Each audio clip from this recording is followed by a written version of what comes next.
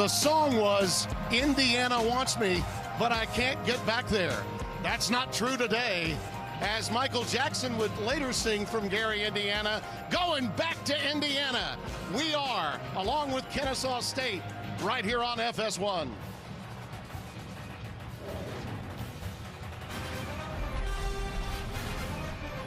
Their version of the white terrible towel here in Indiana, still buzzing over an historic season for Curt Cignetti in year number 1. This will be the second of 4 consecutive home games as the Hoosiers prepare to make their way out before yet another capacity crowd.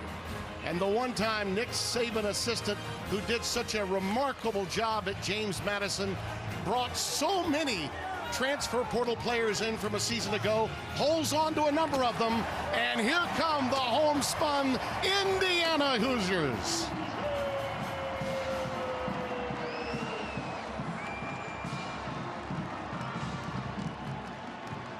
Yeah, the place is abuzz, and my partner here, lovely in lavender, old number 98, the one and only Devin Gardner. Josh Sims you'll hear from shortly. I'm Tim Brando. Look, we touched on what Indiana did a year ago. A lot of those guys are back, but they've got a brand new quarterback. Of course, and when you're coming off the best season in school history, there are a lot of expectations, especially from the man at the helm, Fernando Mendoza. I want to take a look back at what the tape says from his first outing with Indiana a week ago. Firstly, he's a guy who is still figuring out the offense, understanding which footwork goes with which throws. And then when he figures it out, I'm just telling you, he throws a really catchable football. And then an element that they didn't have a year ago, his ability to make plays with his legs off schedule, that's something that he has this season that's going to help Indiana. And I'm just telling you, they rushed for 300 yards a week ago. It's going to be Fernando and his arm that's going to make sure this game's won. Kennesaw State is no slouch. Ask Wake Forest. They should have beaten them a week ago. Without the kicking game, they would have done that. But let's talk about the puberty program that's only 12 years old. I mean, they are basically just cutting their teeth at the Division I level. And right now, they've got a quarterback that I know you think can make a difference with Indiana roots. I'm just telling you, on offense, Kennesaw State wants to go fast. I mean, Tim, they want to go so fast that they make fast teams look unfast, and you need a signal caller like Dexter Williams who makes quick decisions. Take a look at this play that shows kind of his skill set. The ability to get on the outside. You're going to have an unblocked defender that tries to stop you, right? Eliminate him and then flip our hips and drive the ball perfectly down the field. When you have a skill set such as that, I'm just telling you, the other team knows about it, and you can make big plays. However, you've got to be consistent with the little plays and then put your cape on when you're asked. You can bet he's got some butterflies because he was a backup here at Indiana for a long time. But now he's got his chance to beat a man. But to beat a man, you got to beat the man. Next.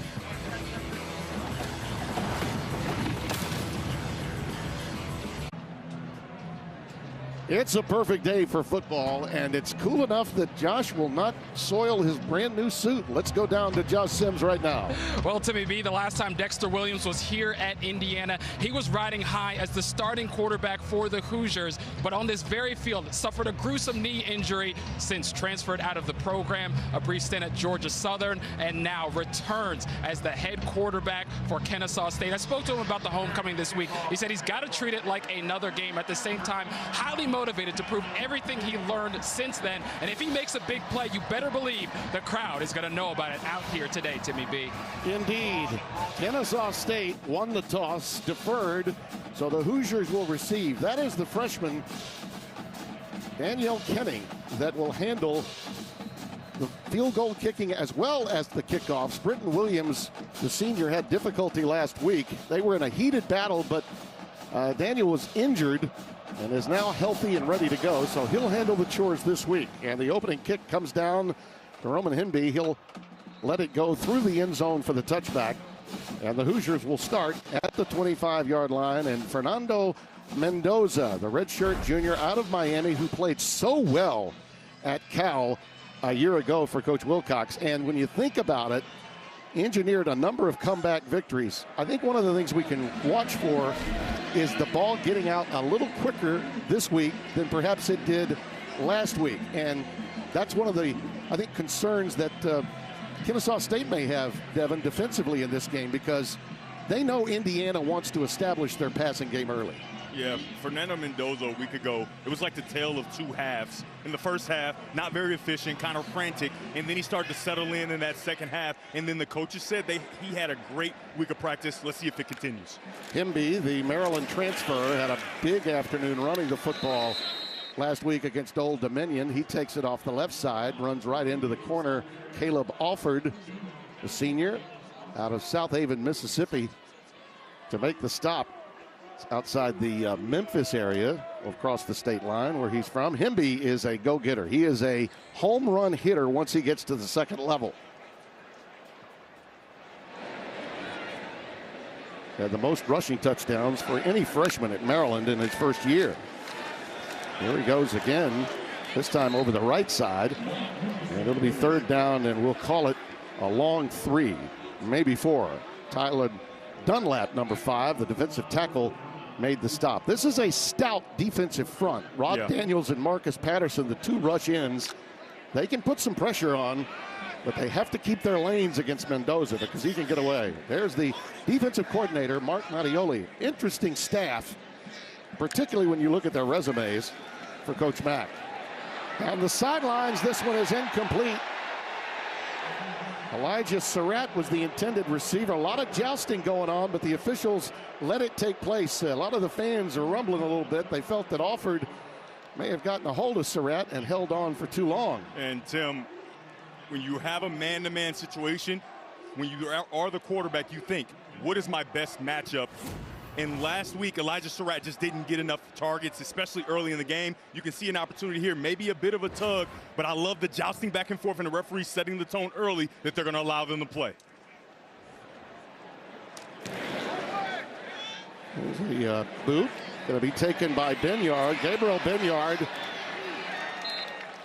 one of the twins known as the Benyards, with a 50-yard punt taken for a 7-yard return. And that was Quinn Warren that handled the punting chores to open this game.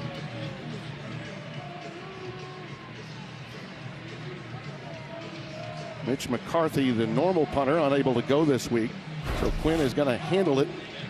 As you look at Dexter Williams on that Indiana roster, as Josh touched on, that season-ending injury that led him to Kennesaw State by way of Georgia Southern in beautiful Eagle Creek.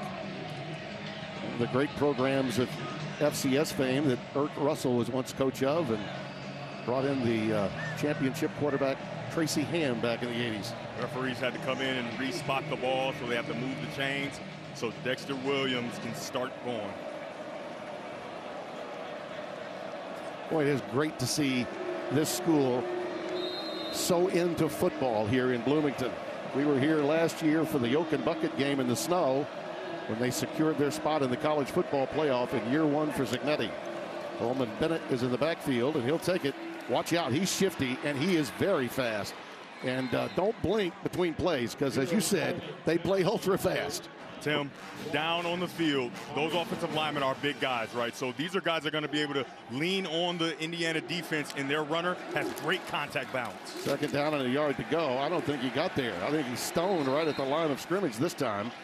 Tyreek Tucker, number 95, who along with Makai Kamara, along with Kellen Wyatt, stud linebacker, and Wheeler, the defensive end, all difference makers. When you want to play defense in these short yardage situations for the defensive line, you have to create a new line of scrimmage. And what I mean by that is you have to play in the backfield of the defense. And if I'm the quarterback, if I'm the coach, I'm going to make sure that my quarterback has an opportunity here. That's Davis Bryson, who lined up at the quarterback spot, number 9.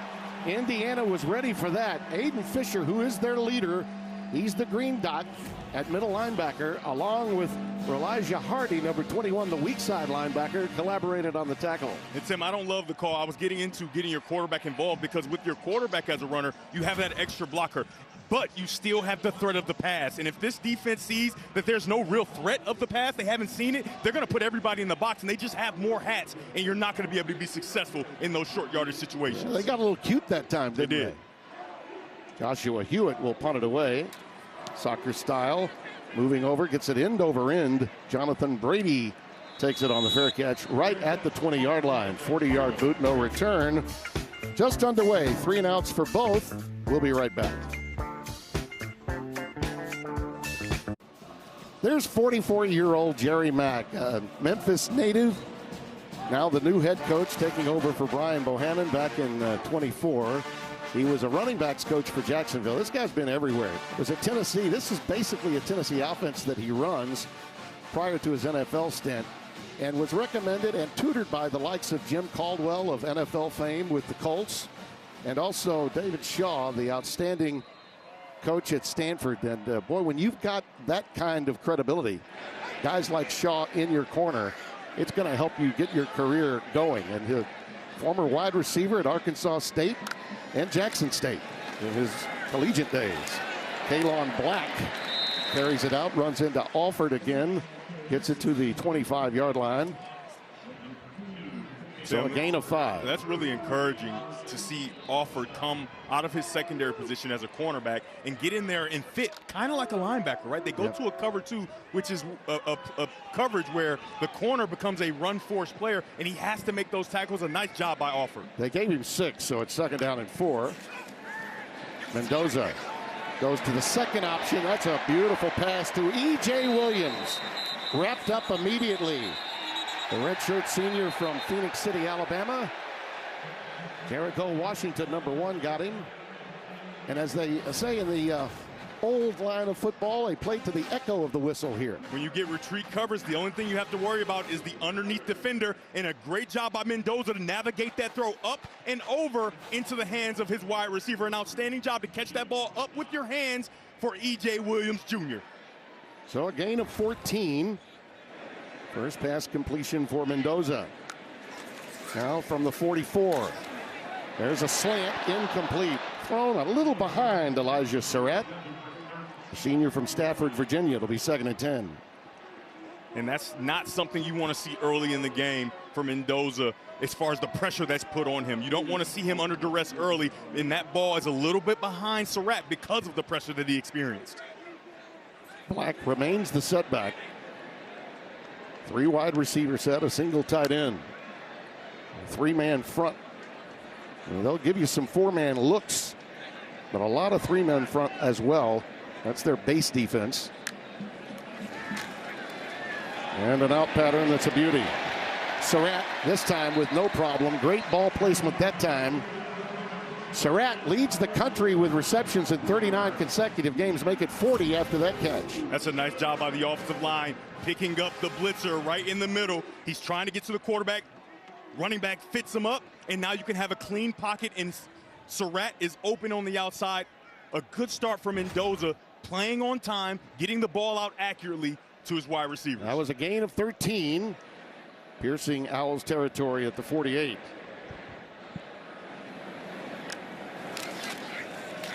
Little curl to Cooper. Omar Cooper.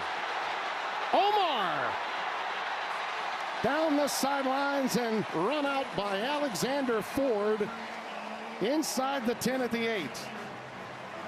At home, this is man-to-man coverage, right? So if you throw this throw and it's on time and the first guy doesn't make the tackle, it's going to be a big play. You can see right there, Cooper finds a way to get around, and it's a big play. Let me explain a little bit more what I mean on time for Mendoza.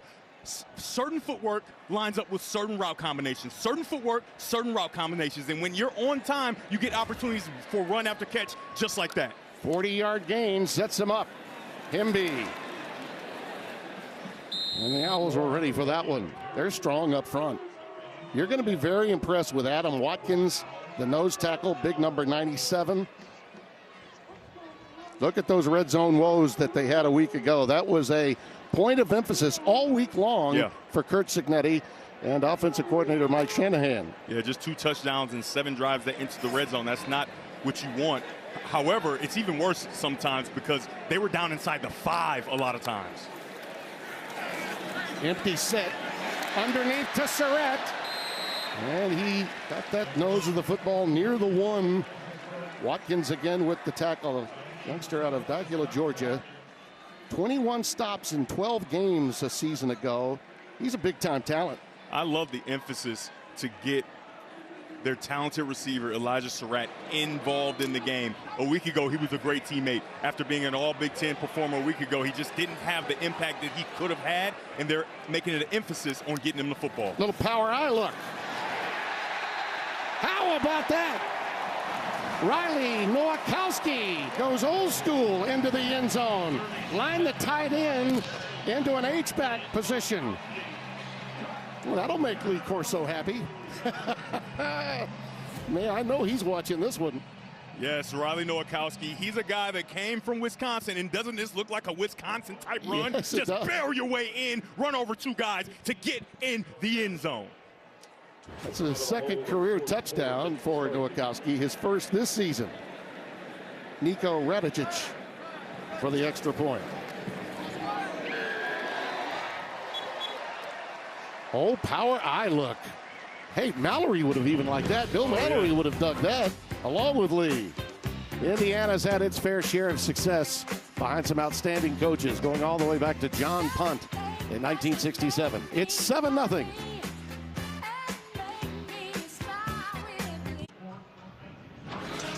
The NFL regular season kicks off on Fox tomorrow. The Giants take on the reigning offensive rookie of the year, Jaden Daniels, and the Commanders, or the Niners, take on the Seahawks. Other regional action available to you tomorrow on Fox. I like Sean Payton's Broncos this year over in the AFC. Look at that scoring drive. 8 plays, 81 yards, 333, and the Nowakowski 1-yard touchdown run out of the old power eyes, they used to call it back in the day. And we talked to head coach Jerry Mack for Kennesaw State. The emphasis was on playing a lot of guys to make sure that you stay fresh. Staying on the field for 8 straight plays and your offense going 3 and out, that is not what you want. You do not want 3 and out when you have an offense that goes really fast, because that puts a lot of stress on your defense. So it's on, the onus is on the offense to make sure they sustain a drive to give their defense a blow. Brendan Frankie is preparing to kick it away for the Hoosiers. Cody Jones is back deep in single safety awaiting it.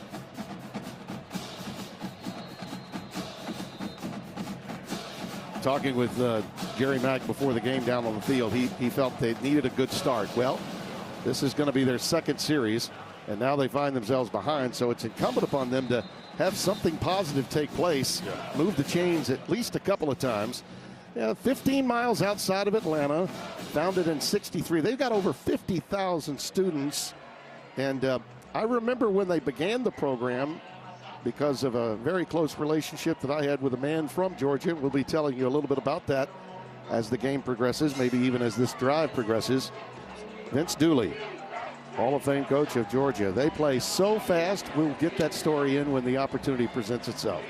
But I talked with his wife, Barbara Dooley, a little before game time. Vince passed away back in 2018. She's very proud of what he was able to do for them. Alexander Diggs on the receiving end, this time out of the backfield, but D'Angelo Pons, who is all everything. Second team All-America coming into the 25 season, preseason All-America. Yeah, the All-Big Ten performer from a year ago. He registers it right away and makes the play. If you're the wide receiver, you got to make sure you block the most dangerous man. MDM, he doesn't do it there, and Pond makes him play. You know, Old Dominion went at him a lot last week. That was almost picked off. That errant pass could have been taken in for 6 by Amari Farrell, number 1, as he was trying to get it out on time. Dexter Williams lives to fight another day, but that could have been going back for 6. 3rd down and 11. Fans are smelling it early. A week ago, Old Dominion scored on the first play from scrimmage, and they were fighting a little bit from behind. Much different start to today's game. Got soft coverage over the slot. Diggs, nothing doing. Tyreek Tucker, number 95. One of those James Madison guys. Played for them in 22 and 23. It's a nice job by Tucker. They go here, and he comes around to make the play. And when you stunt like this in the run game, it allows you to get to those runners, and the offensive line can't really target who they're going to block. An outstanding call and a nice job by the defense, led by defensive coordinator Brian Haynes. Joshua Hewitt once again in to punt the ball away. Jonathan Brady awaits around his own 40-yard line. So the first two series for Kennesaw State, 5 yards, and this one is blocked. More deflected than anything else, and they're getting a positive roll out of this. Very fortunate. Now, that ball could have been blocked and going back towards the end zone. Instead, it's a 26-yard positive boot.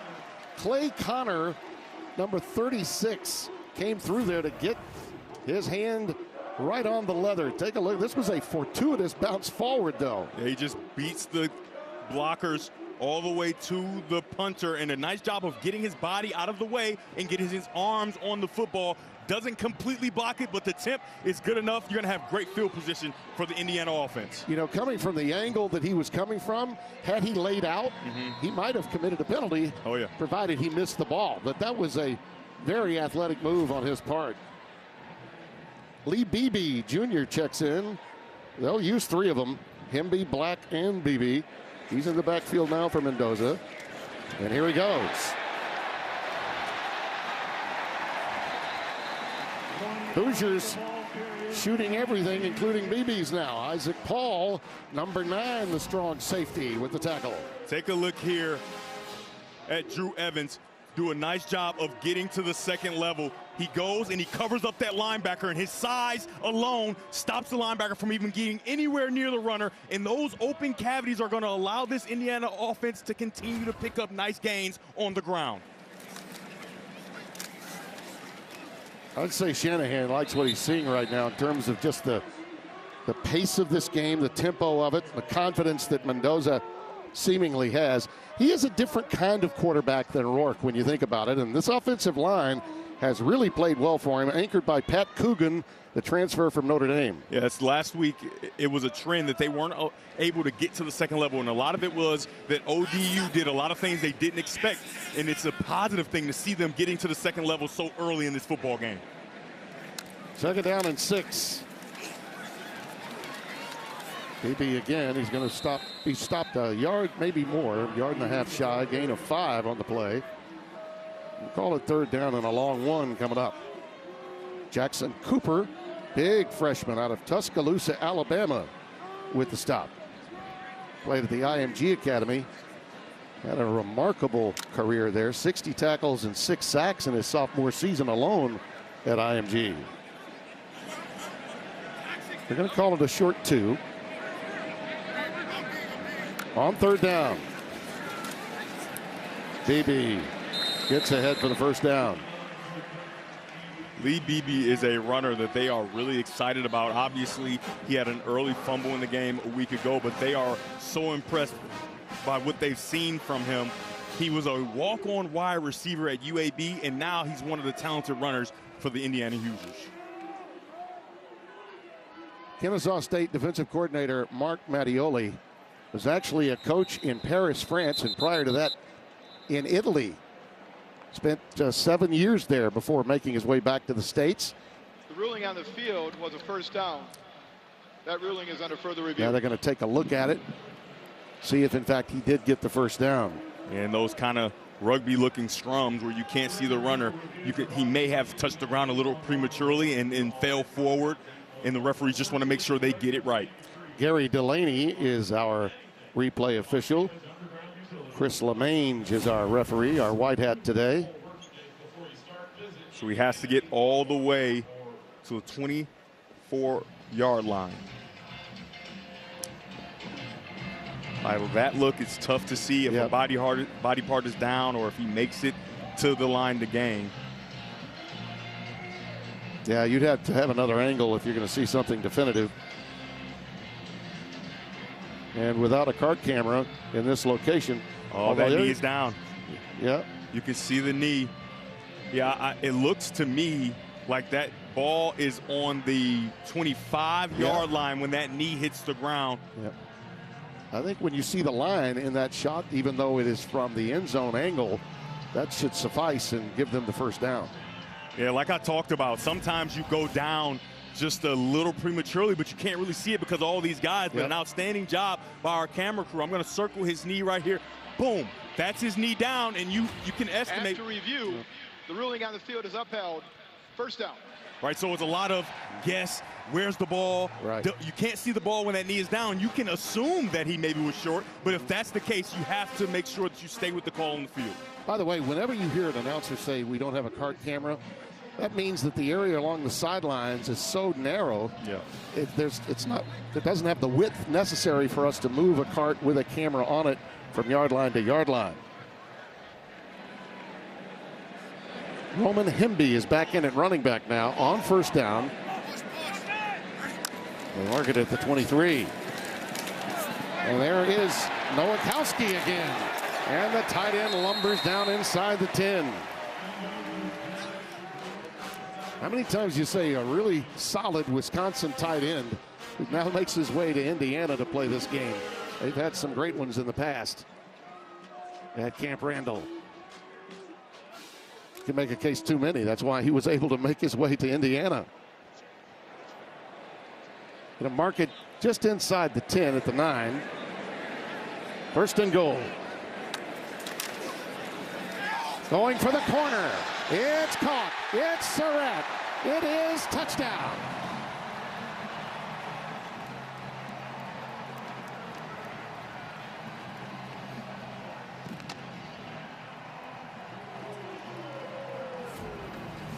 When you're down in here tight, it's man-to-man. You go with that slot fade. In my estimation, it is indefensible with a perfect throw. Surratt goes up top, squeezes it with 2 for a touchdown. Today, his targets, he's got 5 targets with 3 catches. Last week, the entire game, he only had 3 receptions. The linebacker, our nickel in this case, 5 Hamilton, had pretty good coverage there. Ball was thrown right where only he could receive it, and Radicic adds the extra point. Mendoza off to a solid start, and the 30th touchdown catch of the career of Elijah. Oh my, Elijah.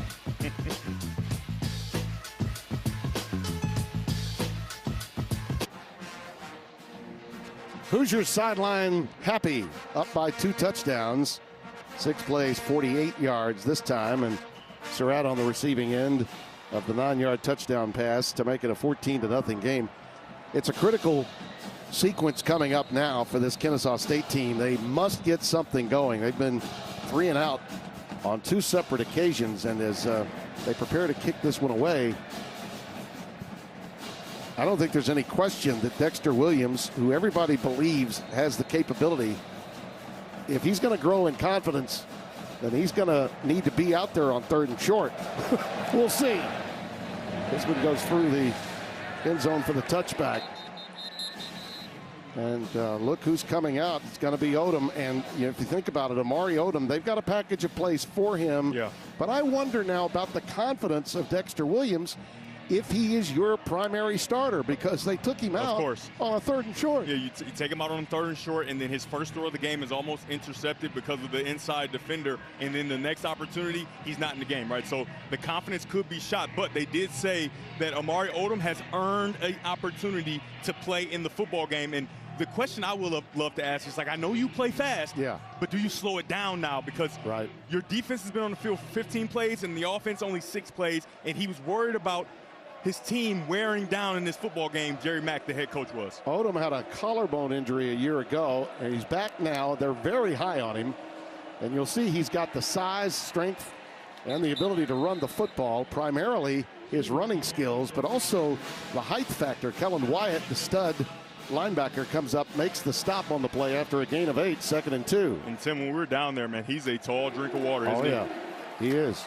And this is exactly what happened on the opening series. The next play, a tackle for loss by Kellen Wyatt of Alexander Diggs. So after getting the chains on your side, now suddenly you find yourself in an either-or 3rd down situation. Yeah, 2 outside there. That's something that a young quarterback doesn't see quite often. He doesn't pull the ball out, and you got a tackle for loss for the Hoosiers. That's exactly what happened on the opening series. Yep. 3rd and 4. You have to expect for Odom, you're going to get man-to-man coverage. So if it's a pass, you got to get to your favorite target. Out of the shotgun. Odom again. Late pass. He made the decision late. He had room to run. The pass was incomplete, intended for Christian Moss. And on the tip drill, that one could have been picked as well. And Tim, I like the idea and I love the confidence. You can see he drops back. He doesn't see anything down the field, right? He doesn't like it, so he starts to move. He starts to create, and then he sees a guy open. It's clear and sunny. I like the opportunity now. Are the receivers ready for that type of play? Are they ready to get that ball thrown to him when you're running? You would love to see the wide receiver reach out with 2 hands to make sure he tries to get that catch, and if not, the ball falls directly to the ground. But when you reach out with one, tips and overthrows. Yeah. Tips and overthrows. Keep an eye on the direction they decide to go in the next few series here. Yeah, I don't think you can go back and forth, Tim. I think you got to stick with Odoms at least one more drive. Yeah, 42-yard punt. Nothing doing. Wyatt and the Indiana defense have stood him up on 3 separate occasions. Well, I was born in a small town, and I live in a small town. Every day in a small town, oh, small communities. All my friends are Oh, the cream and crimson of Indiana, known more for basketball than football, but Curt Cignetti is changing that narrative and has done it very quickly with the power of the transfer portal and an attitude for winning. And a coach from my generation that knew what Google was right away. As you look at the ball control situation, all Indiana right now, they're controlling things in every sense of the word. Of course, especially on that first down productivity. We talked about it. It's getting 4 or more yards on first down so that everybody can stay on schedule. You hear announcers talk about it all the time, staying on schedule. Well, this is how you do it. You get 4 more yards. They're 6 of 9 right now at about 67%. And then 2 for 2 in the red zone with touchdowns, something they struggled with a week ago, and 2 for 3 on third downs. They're having themselves quite the day, and it's on the arm of Mendoza. Pressure now on Mark Mattioli's defense to get a stop here, get off the field, because as you mentioned in the last series, is Ugana Waha making the stop. Young man out of Austell, Georgia, with the stop of Roman Himby. When you had the football as Kennesaw has, but only for 3 plays and not able to get a first down, you got to give your defense a break. Now the defense needs to create one of its own. Simply get a stop on this series. 2nd down and 9. Mendoza gets away from pressure. He's fleet of foot. That time, though, great pursuit by Cody Jones, the nickel, senior out of Memphis, Tennessee. Played at Michigan from 22 to 24. Transferred in. Take a look at this effort play from the star linebacker who had 11 tackles a week ago, Baron Hobson. He falls down there, right? You can see him down, and then he gets up and starts to chase again.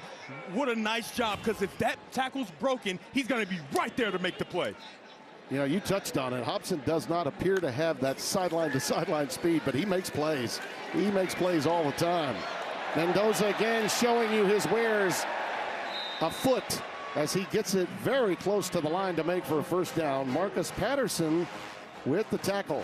Tim, and it is a first down. Do you remember with the third point on what the tape said about Mendoza? Oh, yeah. The difference in he and Rourke from a season ago. They have that element when everyone is covered. He has the ability to move his legs and create positive plays with his legs, and there he picks up a first down. You saw Mark Mattioli over there, the defensive coordinator. Got another timeout here. They're going to check and see, I think, if his knee went down before he actually passed the line of game. Well, the microphone's not operating here for... Yep, they already reviewed it quickly, and he was short. If you can read lips, I'm an outstanding lip reader, as you know. It's going to be 4th down for Indiana. But if I'm Indiana, if I'm head coach Curt Cignetti, I don't even really think about not going for it. I would go for it here because of the way that you're rolling. The runner was down at the 39.5-yard line, short of the line of gain. It will be 4th down. Yeah. Well, he found the on switch to his audio. Yeah, I think it's a good call. Like I said, I wouldn't even think about punting this ball away because of the efficiency that you've played with on first down and been able to sustain drives. I continue to try to move the ball down the field. And you have to trust, as an Indiana football team, that you can get a half a yard against Kennesaw State. Mark Mattioli looks on, the defensive coordinator. Cignetti is known for putting his foot on the jugular and early knockout punches. And this time, BB carries it right up the gut. And it appears as if he's got the line to make, and it's a first down. Yeah, it's really close, but he did just pass the 40-yard line. And that's a good decision for head coach Curt Cignetti. You see the clock winding down here at the first quarter. A lot has been made nationally about the relative ease with which the non-conference schedule of Cignetti's is put together, not just this year, but in the upcoming seasons ahead. But know this, Kennesaw State is pretty good. Yeah. Just ask Wake Forest. They've made them look awfully pedestrian today here in the first quarter. Timeout through one. It's all Indiana by 2 touchdowns.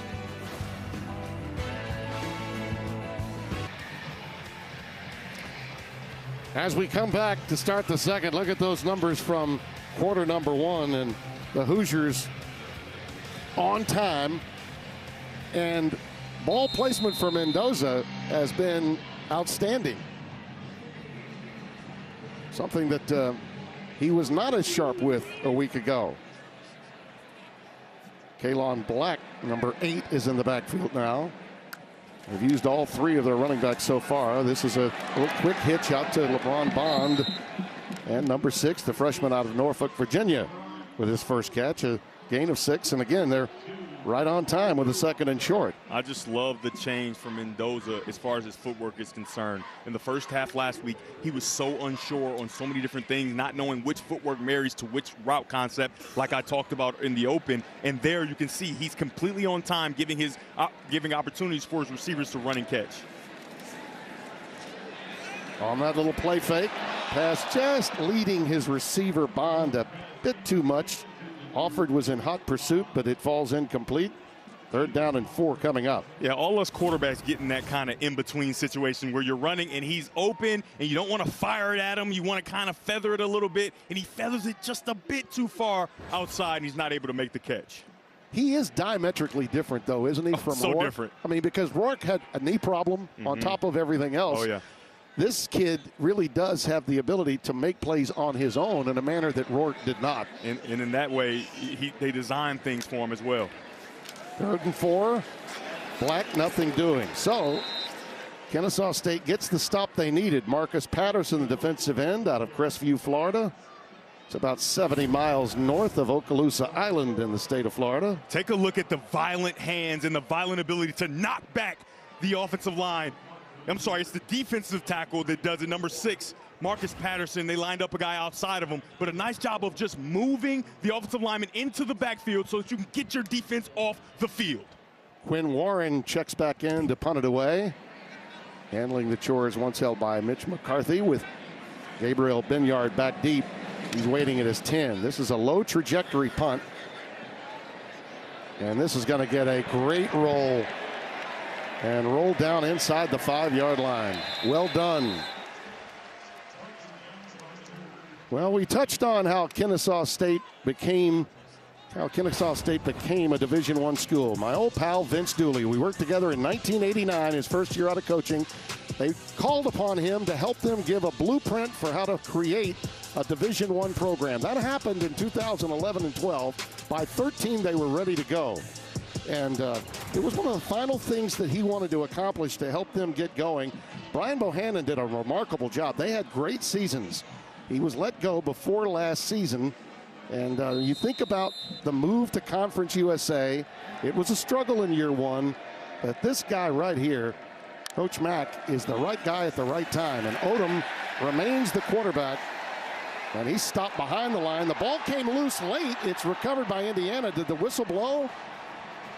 I thought forward progress had been stopped. Elijah Hardy, number 21, made the stop. I didn't hear a whistle. Yeah, and this is something that isn't reviewable. If they did deem that he had his forward progress stopped, the ball will be dead where they thought so. The ruling on the field is the forward progress was stopped. Yes. 2nd down. Right. Didn't hear a whistle, neither did the players. But it certainly appeared as though The offensive players for Kennesaw State were aware that it had been blown dead. Still a loss of 2. And Tim, we talked to the offensive staff and offensive coordinator Mitch Militello as we take a look to see. Yeah, he's clearly stopped. Never heard a whistle. Yeah, Tim. Never heard a whistle. If that isn't the definition of forward progress, being stopped and being knocked back, I don't think I've ever seen it. I'm with you. I'm with you. Chase Belcher, nowhere to go. Nowhere to go, nowhere to run to. And Tim, as we approach this 3rd down, when we talked to Mitch Militello, the offensive coordinator, he said we don't have a set number of targets or carries for Binyard and Bennett, but when our back is against the wall, we need to get those guys the football, right? So that's number 1 in white and number 0 in white. Right now, it's got to be Binyard, the wide receiver. And I've never seen a situation where your back is more against the wall, down 14 within the shadow of your own end zone. Oh, yeah, and 3rd and long again. 3rd and 12. Don't be surprised if they bring a lot of pressure right here, right now. Yep, there it is. Odom looking to get it done on his own, and he is wrapped up by Aiden Fisher, who is a heat-seeking missile. He is a James Madison missile. He had 108 tackles at JMU in 23, 118 a year ago. There's a thing called plaster, Tim. When you get the quarterback running out of the pocket, you got to plaster. Take a look at all the wide receivers. They are covered up by red uniforms. An outstanding job by the secondary of Indiana. Plaster to your man. Plaster to your man. And so there's nowhere to go for Odom. How about the conversation we had with Aiden Fisher yesterday? I mean, just oozing with confidence, and you can see some of that confidence on that play right there. Yeah. Well, they almost got to that one. Brady backing up inside his 40. And there he goes. Jonathan Brady. Magnificent return. Inside the 30 to the 27-yard line before being bounced out of bounds. He had a touchdown a week ago. Coleman Bennett saved it here by shoving him out. That's a 56-yard boot, a 33-yard return. He was dreaming big dreams. You can see he's the transfer from Cal that came along with Fernando Mendoza last week. Like you talked about, he got in the end zone, and he thought he had a chance to do it again. He went 91 yards for that punt return. And that actually helped put the game away because Old Dominion was right there. Oh, yeah. At that particular point in the game. It's demoralizing when you stop their offense, and somehow they still put 7 on the board in special teams.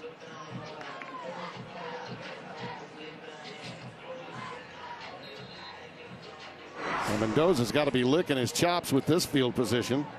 And this defense stood tall a drive ago. Can they continue to do it up front? They've played really well and done a nice job with this offensive line since the first 2 touchdowns. Look in, pattern drop. E.J. Williams had his head moving towards the goal line before he brought it in. That's as bad a drop as you'll see. Nice job and nice poise from Mendoza. It's an RPO. You can see you just got to get around the linebacker. Is it a touch behind? Yes, that ball has to be caught by E.J. Williams Jr. 3 wides to the top of your screen, and Omar Cooper to the bottom. Here goes Black. That's a shoestring tackle in space. And a dandy by Isaac Paul, the redshirt sophomore from Panama City. Took a big leap a season ago. Tim, not only shoestring, that's a touchdown saving tackle, because if this play's not made coming from the safety position, then it is going to be a touchdown, and he'll be off to the races. Outstanding job of tripping those feet up to get him to the ground. Nowakowski in motion now, gets into the slot left on 3rd and 7. Mendoza for the corner. It's caught. It's Surratt. Nope, it's incomplete. He had it. He dropped it. Boy, that's a good route, too. Caleb Alford was there, stayed with it defensively. He did the job here. Outstanding defense. He's in phase the entire time, and because he's looking back, they're both jousting. The tone was set on the first drive. They are going to let these guys play. Alford is there with his eyes back, and he continues to rake that ball out so it can't be completed. As he was on his way down, he had possession of the ball. That's a big-time stop by this Kennesaw State defense. I tell you, that was a magnificent strip by Alford. Because on the way down, Surratt had it, but only with the one hand. Radicic from 42 yards. And we got a whistle pre-snap. Could be a false start, maybe too much time. Delay a game coming.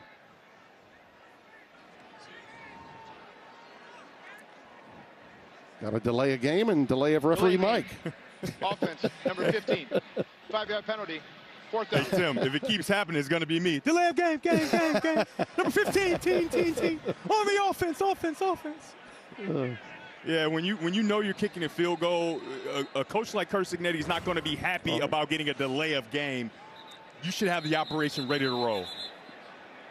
Nothing like a little salty language in slow motion. Indiana. Did you like their first time out of the half? Did you like my Did you like my referee game? The echo that I created? That was see what that is right there. Old coaches back in the day would call that the mother grubs. When a coach is, things that players really don't need to hear. The mother grubs? Call him mother. He's upset. He's talking to himself. It's like, well, Tim, rats of frats, blah, blah, blah, blah, talking to himself. Tim, that's what we call that. I'm not adding mother grubs to my vocab. Hey, Tim. Well, trust me, I was on the receiving end of that. While we're here, something Joe Pesci would say in a movie. I got you, Tim. I got you. Yeah. While nothing's happening, I want to give you a little term. Yeah. Keep you young. Uh-huh. I learned a new term. It's called aura forming. Aura forming. So the aura of a person. Yeah. For people who don't naturally have it, or farming. For the people that don't have it like you, they have to pretend. Okay. Right? So they just make themselves seem a little bit cooler than they are. Well, you don't have that problem, though, right, Tim? No, I don't. So now you know aura farming. It's because I listen to guys like you. How about some aura here? Coach Cignetti changes his mind and says, we're going to go. The heck with it. I'm going to go for it now. There you go. 4th and 7. Well, this is sort of an in-your-face to Kennesaw State, is it not? Hemby's in the backfield. And the pass is caught, but shy of the margin of gain. Surratt, that is a momentum shifter now, big time, to Kennesaw State. If they are able to get something done, remember that moment. Of course. And, Tim, that might be the definition of aura farming. You threw a shell across the gain 11. I still call it the mother grubs. In every game, there can be a change in mojo, or momentum if you prefer, right? This could be that moment if, and only if, Kennesaw State gets something done offensively. You see, the kicker very upset. He wanted an opportunity at a career long. Radicic's longest is 41, but he was in position, and during that timeout after the 4th down stop, a little conversation with Mark Langston, who is the deep snapper with Cignetti. More on that in a moment. Here's Odom. Again, every pass, it seems, is like this, and it goes for a tackle for loss. Alexander Diggs stopped by Devin Boykin, number 12. Here's the video that we were touching on during the commercial break. That's Langston, the long snapper that Cignetti's talking to. They're curious as to why they got the penalty.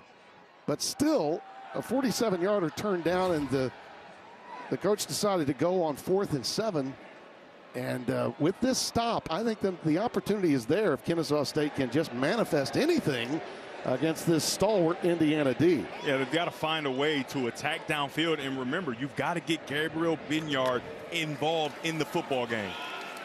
Diggs. They love this kid. As a high school senior, he rushed for almost 2,200 all-purpose yards. Aiden Fisher with the stop. And again, 3rd down and long. 3rd down. And we'll call it 7. No first downs in this game so far for the Owls. Yeah, and there's your first down right there. Binyard, the slot wide receiver. Give him an opportunity. He's a dynamic football player, and he hasn't made himself a part of this game just yet, highlighted on the screen there. Coleman Bennett hasn't had a breakout moment either, and he's an outstanding back. Blitz coming off the corner. Oh, what a nice move that was. And Amari Odom is close. He may have the first down. Tyreek Tucker made the stop. Yes, I believe he got it. First down of the game, and they are playing fast. What a nice play by Odom. I mean, just out there playing a little backyard football. They take away the quick throw to Binyard like we talked about. He wanted to get it to him. They take it away. He finds a way to move, gives a little pump fake, a little jump. Wow. The ruling on the field was a first down. By the way, That ruling is under further review. And Tim, they're giving us a chance to rewatch this beautiful play.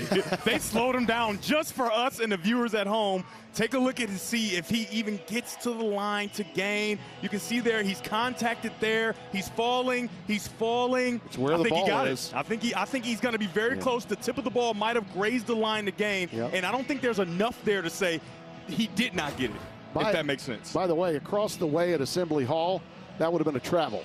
Okay. Hey, he jumps up. When he jumps up, you can't come down. You got to dribble it. I'm sorry, you can't. I love it. But in football, you can do that. Yeah, of course. That's right. Man, he got the defensive players for sure. Yeah. Let's take another look and see if you can see he starts to continue to fight. I don't think there's enough, Tim. Yeah, I don't think the there's elbow was where it needed to be. And again, it's not necessarily where the knee is, it's where the ball is. Mm-hmm. When the knee hits. Yes, when the knee hits, which where the ball is located with Odom. And I thought the elbow was on that line. So plays like that, they expected he would be able to make plays like that, but he's just a little underdeveloped in the whole entire thing of being a quarterback, right? And so those are the kind of plays they thought Dexter Williams would be able to make. They thought he would play free, and playing free is what's going to get you what you want, right? It's going to get you an opportunity to be in this game at the end in the fourth quarter. After review, the ruling on the field is upheld. First down. Yeah, I don't think there's enough, and I'm with you. The officials agree.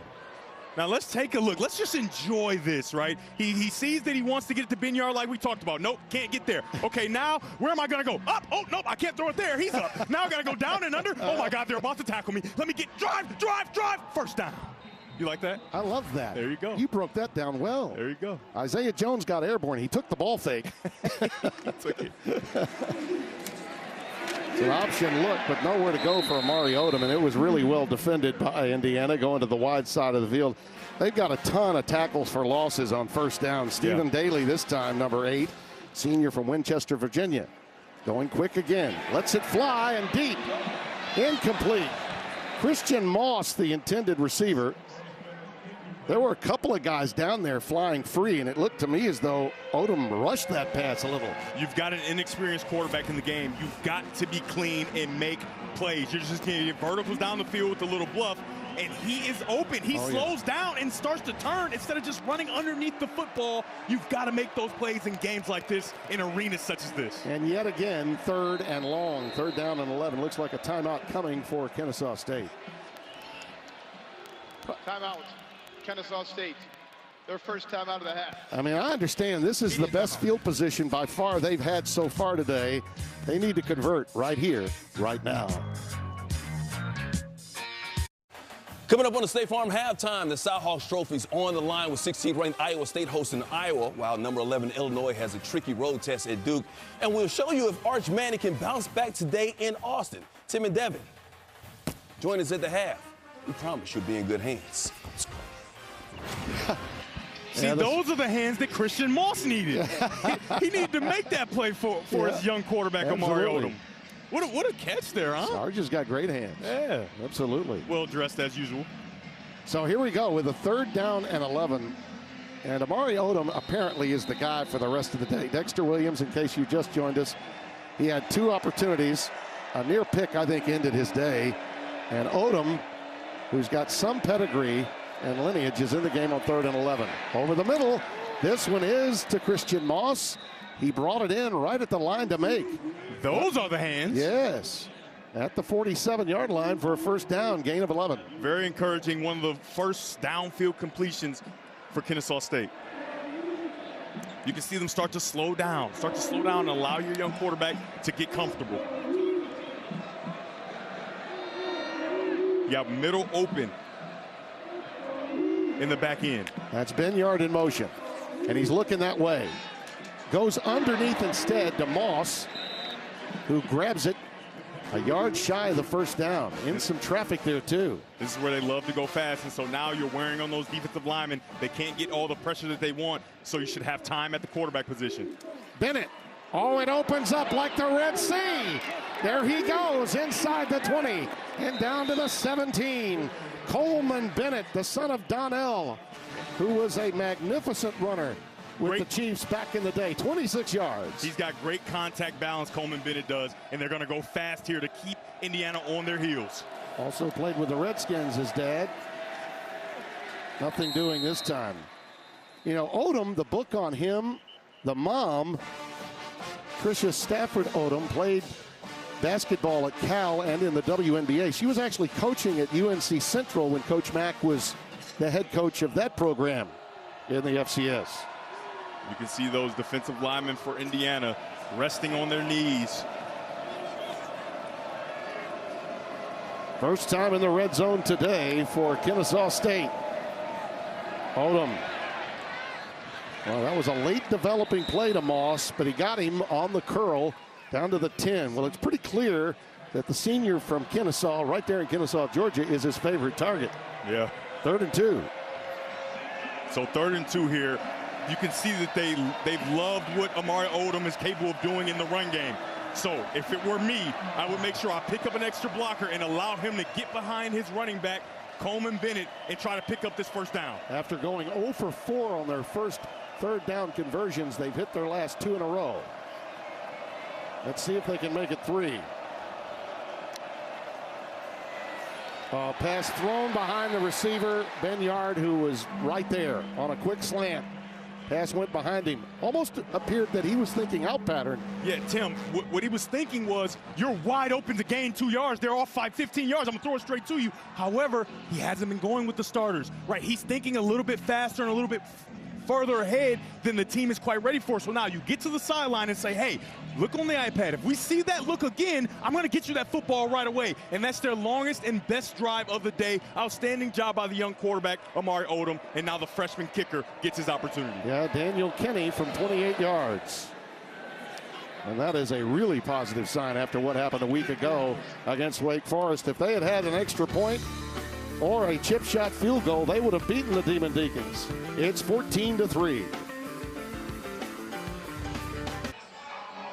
Welcome back to Bloomington, where Kennesaw State just took a small bite out of that Indiana lead, and that last drive was the best of the day. Odom played very well. He's throwing the ball on target, on time, and a great catch by his wide receiver, the one that he loves the most right now, Christian Moss, doing a nice job of driving down the field. And then we talked about Coleman Bennett being able to get involved in the football game. He does that with a very nice run down the field. This drive finished with a miscommunication by the quarterback and their other talented player, wide receiver Gabriel Binyard. However, that has to be very encouraging for the man on the screen, head coach Jerry Mack. Indeed, and all things considered, if his team can get a stop right here, we may be pointing back to that decision after the penalty on a field goal try to go for it on 4th and 7, where the game could have been really getting away from Kennesaw State altogether. Oh, yeah. And yet they're able to capitalize in what would be a 6-point swing. If it's 17-0 if they convert the field goal. Now it's 14-3. That's a 6-point swing. Wait a minute, Tim. Are you doing math over here? Are you up here doing math? I didn't know you were a mathematician. Scott Alexander gave me all that. I mean, I couldn't do that on my own. You got your human calculator over there, huh? Yeah, absolutely. You know, it does take a village, okay? I always get confused at the point swings. Yeah, that's right. No doubt about it. First down 10 now for Indiana with Lee Beebe in the backfield for Mendoza. He's had a very good first half. That's a strike right to Elijah Surratt. And a first down out to the 37-yard line in the arms of Caleb Alford. Tim, this is just too much space on the outside. Watch it as it develops. You're off and backing, off and backing. That's an easy access throw for Fernando Mendoza, and he hits it on time for a first down to Surratt. Well, they give him 13 yards on the completion. To match his number. Extra tight end now. They go with 12 personnel, and BB sets free. Well, he's a home run hitter when he gets to the second level, isn't he? Alexander Ford runs him down inside the Owl 40 at the 38, gain of 24. At home, take a look at the movement from this offensive line, finding a way to move guys and get to the second level. A nice job of finding your way through, and I like to call it sifting through by BB. From the 38 to the opposition's 38 on that play. BB, the UAB transfer, is in there. There's the play fake, and it's Surratt. Oh, Elijah getting it done again.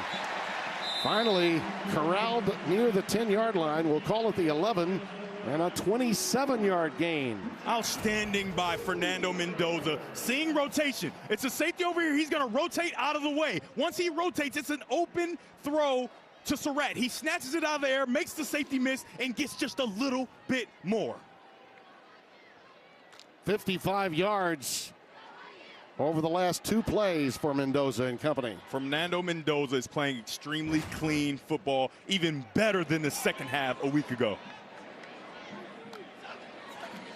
On first down, BB. Oh yeah, touchdown.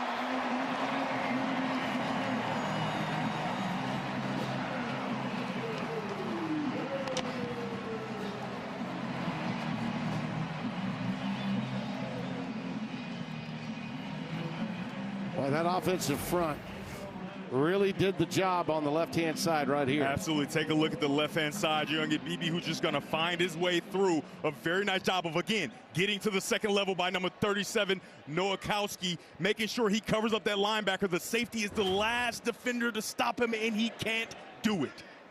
Pat Coogan turned the nose tackle completely around the center. Young man from Notre Dame. Basically lost his position after being a starter for so long. 26 starts he had. Look at the job he did clearing the way for BB. And after that fumble that BB had a week ago, he has been exemplary as a runner. 11 rushes last week for 73 yards. That's 6.6 per carry. And today he is running the football very well. We actually haven't seen much of Roman Hemby. And how about Mendoza? They didn't pass protect on that play, but they ran well. And Mendoza knows that's success for him, and he gives that offensive line some love. Yes. And I noticed he went right to Khalil Benson, who had a tough afternoon a week ago. Look at that. Last week to this week, I'd say there's been a big difference. And the Hoosiers' lead is catapulted to 18 now. BB set that blocking, waited for it, and it was clear sailing for him. Cody Jones awaits the kick.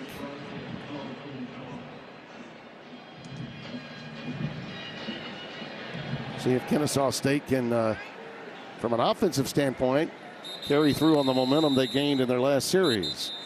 Well, tonight on Baseball Night in America, Jose Altuve, who can go deep as a leadoff hitter, as the Astros are fighting for the AL West crown yet again against the Rangers, or the Giants take on the Cardinals, or it's Twins-Royals. Check local listings for the game in your area. Tonight at 7 Eastern on Fox.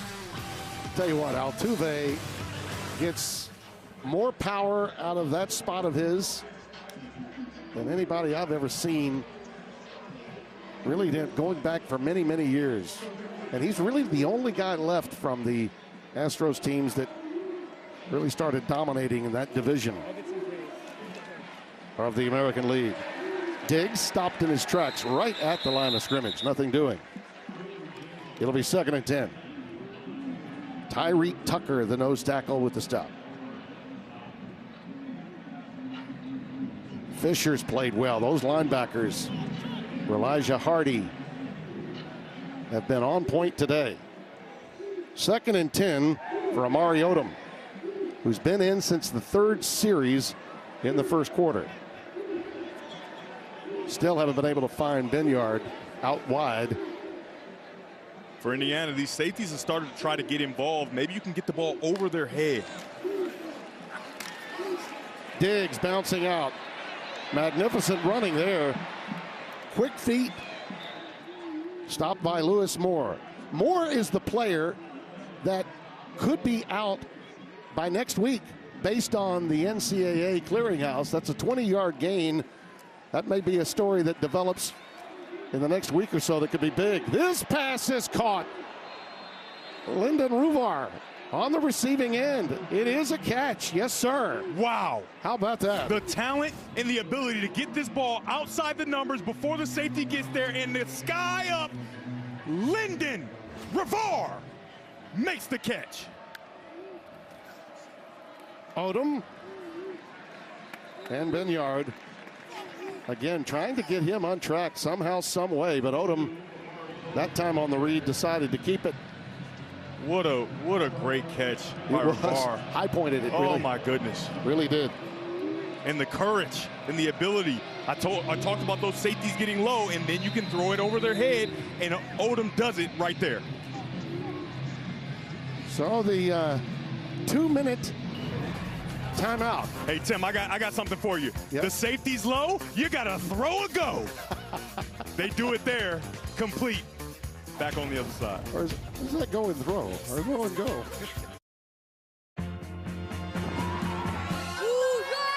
Let's go. Go Hoosiers! Let's go,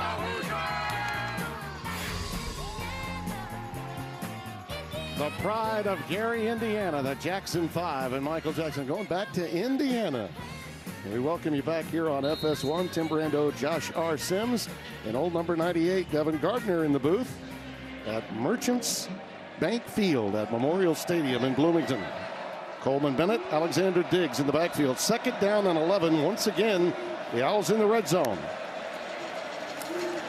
Odom spilled quickly. Boy, I tell you, the quick identification of Isaiah Jones, 46, piercing through there the moment he read that was a run by the QB1. And not only Jones, you got Aiden Fisher going in and sacrificing himself with the lead blocker. So now there's nobody for number 46, Isaiah Jones, who this coaching staff is really excited about. The redshirt junior. They said if it weren't for Fisher being the green dot, he would be a 4.0 student here at Indiana. Boy, have the Hoosiers covered up Gabriel Binyard so far.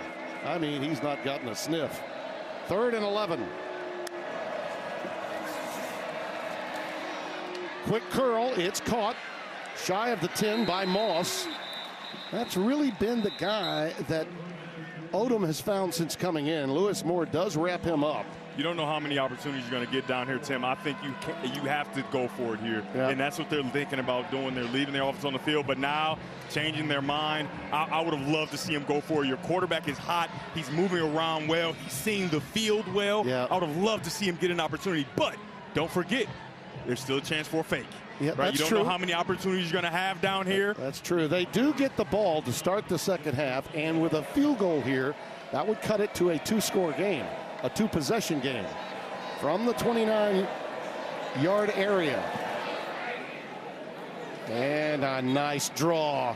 Man, that's a power swing there by the freshman Daniel Kinney, freshman from Knoxville, Tennessee. Yeah, and at home, if you're a Kennesaw State fan, you're rejoicing because last week the kicking woes were very evident. You would have won that football game if you're able to make an extra point. At least you get to go to overtime. And Kinney comes in, kind of saves the day, makes a kick. And this was an open competition, right? And this is a competition that waged on into the season because Kinney was injured during camp, right? So he didn't really get a true opportunity. The competition continues, and the true freshman, Daniel Kinney, wins it. It was really tough on them a week ago. That was a very winnable game. I mean, just completely misses it. I mean, yeah, now it's in your head, right? Yeah. When you miss it like that. Of course, because he's had the leg. He's made a 49-yarder in his career, but he just, like you said, got in his own head probably, misses an extra point, that one of the easiest kicks on the field, and then he misses that one, and it kind of takes away the opportunity for Kennesaw State to get to overtime and maybe win the football game. Yeah, Britton Williams was a solid kicker, redshirt senior out of Richmond Hill, Georgia. In his first collegiate attempt with Georgia Southern, he hit on a 49-yarder, so he's got some pedigree. But yeah, he was 4 for 4 in 2022. Yeah, he was. 21-6 our score, so a little momentum here for Kennesaw State as we close the half. Let's go back down to Josh Sims. Josh? Well, guys, not the production we expected from Elijah Sherratt last week, just 3 receptions. I talked to him about it this week, and he said, look, I've had 4 different quarterbacks in the last 4 years. It takes time to establish a connection with them, but today we're seeing it. 6 receptions, 70 yards, a score already for a guy nicknamed Waffle House by his dad because he's always open to me, B. He has been open all day. And for young wide receivers at home who think of themselves as a #1 one, a great player. So do not get upset when you're not getting the ball. Be a great teammate, and it could lead to a day like today for Surratt. So are you a smothered and covered guy or just a smothered guy at Waffle House? Man, Tim, I don't know what I do not know. You're not a Waffle House guy? I'm not a Waffle House guy. Oh, You know, man. I'm from Detroit. We don't have Waffle Houses. No Waffle Houses. That's a shame. You're really We got really Coney missing Island. out. Now, Coney Island, how do you want your Coney dog? You want a little chili, little cheese maybe, onions? Light onion is for me. Light mustard, okay? Go easy on the mayo, too. Mayo on the hot dog? Now you're being weird. A very entertaining close to this half. Kennesaw State has a little left in their tank, it would appear. Odom's looked very good since coming in the last couple of series. Let's get you back to our Los Angeles studios. Mike Hill, Coach Pete, Bruce Feldman. Fellas, how do you do? We doing good. Doing good. Like Indiana is at the half. Maybe not as good as Sim because Sim's calling every game in college football right now. As we welcome you to the State Farm College Football Halftime Show, like a good neighbor, State Farm is there. Mike Hill, Chris Peterson, Bruce Feldman hanging out with you. Hey, the schedule for Indiana is going to get much tougher after next week in Indiana State. But so far this season, they are taking care of business against the teams they are supposed to be taken care of as we take a look at the State Farm halftime highlights. And it helps to have a good quarterback in Fernando Mendoza. Coach. Yeah, it does. And I like the way the schedule shapes up for Indiana. They start out kind of easy, and then it does get tough. But he has been very smooth. The first game today, he's 10 for 15, 144 yards. You know, the pro scouts are really drooling about this guy because you see flashes. I mean, he's big, he's fast. Strong arm, the ball comes out pretty. Every now and again, he kind of misses a few lay-ins. That's what happened to Cal in the past. He takes that next step. Kirk Cignetti's going to have something on his hands that he's going to like a lot. I want to go to the other side of it. You know, we just saw Kennesaw State move the ball down. It's the second time they went for a field goal when they could have gone for it. I think Devin hit the nail on the head. When you're on the road against a really good team, you know, what do you got to lose? You got to take chances. I was a little surprised Jerry Mack didn't go for it the second time in a row. Kennesaw State, first ever game against a Big Ten opponent, held to 137 total yards in the first half, just 6 points, 21-6, second half coming up momentarily. Meanwhile, 16th-ranked Iowa State hosting Iowa in the battle for the Cy-Hawk Trophy. Each of the last three meetings has been a one-score game. Another close one going on right now. We'll get you the highlights coming up. And after a disappointing season debut against Ohio State, Arch Manning looking to show out at home, see what he's doing against San Jose State, and so far, so good for the junior legend, so to speak.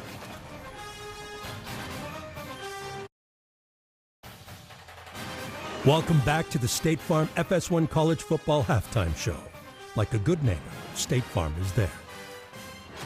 Back at the half with Iowa State leading Iowa 13-3 in the battle for the Cy-Hawk Trophy. There's nothing bigger in Iowa sports battle for the Cy-Hawk Trophy. 16th-ranked Iowa State off to an impressive 2-0 start behind the player Rocco Beck hosting Iowa. Visitors have won the last 5 meetings in this 131-year rivalry. Rocco Beck off to a great start once again.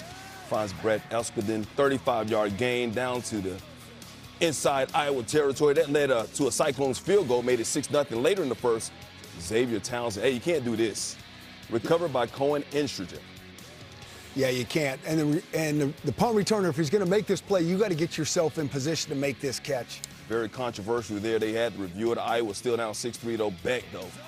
Benjamin Bramer, look at that catch right there. Great catch. Those behind you type catches are so much more difficult than they look like. Iowa State up right now 13-3. Baylor, number 17, SMU, a battle here. Baylor's won 13 in a row in this series. Man, oh man, that's great concentration. Kevin Jennings is having himself a Yeah. Kevin Jennings so far, 10 for 10, 236 yards and 2 touchdowns. SMU up by 3 at the half. San Jose State, number 7, Texas. Can Arch Manning bounce back after that disappointing loss against Ohio State? Here he is, Parker Livingstone. That doesn't look like the Ohio State defense. No, not at all. 83 yards right there. Of course, he had Livingstone last week for a touchdown as well. Texas up 7-0, but Arch not done.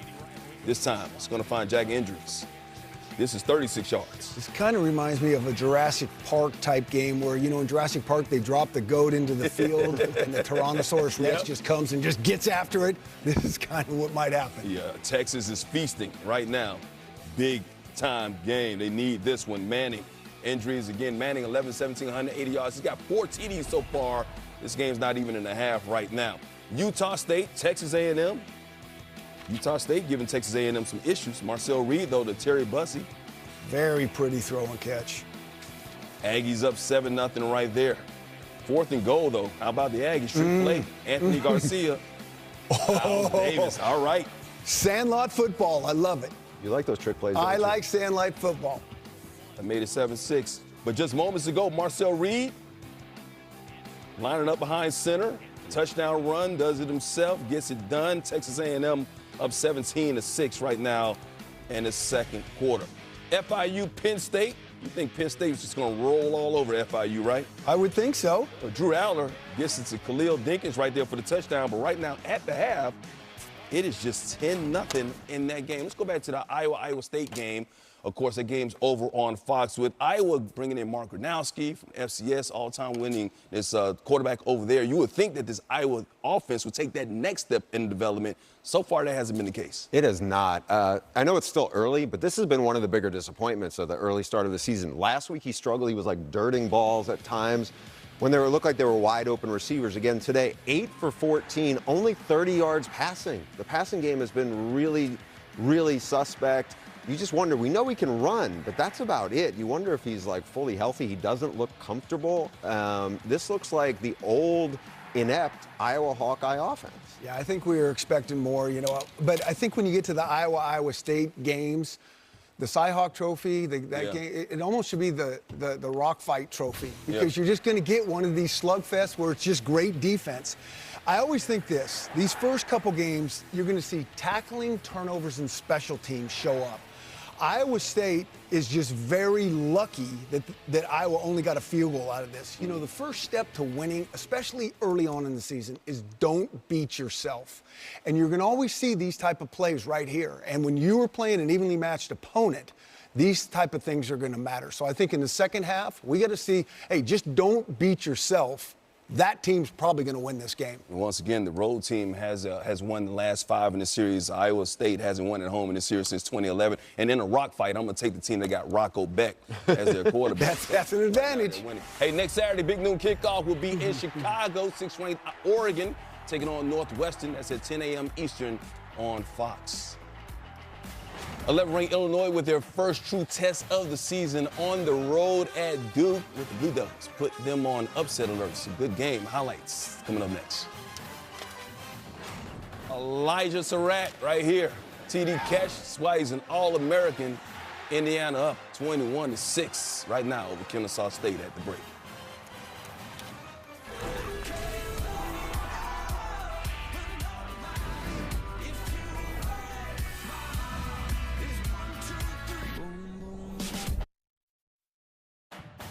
Welcome back to the State Farm FS1 College Football Halftime Show. Like a good neighbor, State Farm is there.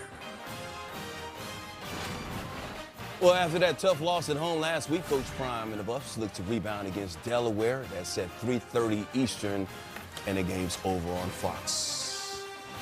Coach Bruce Mike back with you. Indiana up 21-6 at the half. 11th-ranked Illinois coming into the season with high expectations, returning 16 starters from their 10-win season a year ago. A big reason they're a potential playoff contender with a tricky road test today at Duke. Duke's a good team. As you say, it's a big game for Illinois. I think it's huge. This is a very underrated game for Duke, for Illinois. They got to get this done if they do have playoff hopes. Special teams helping them there. Duke helping them out.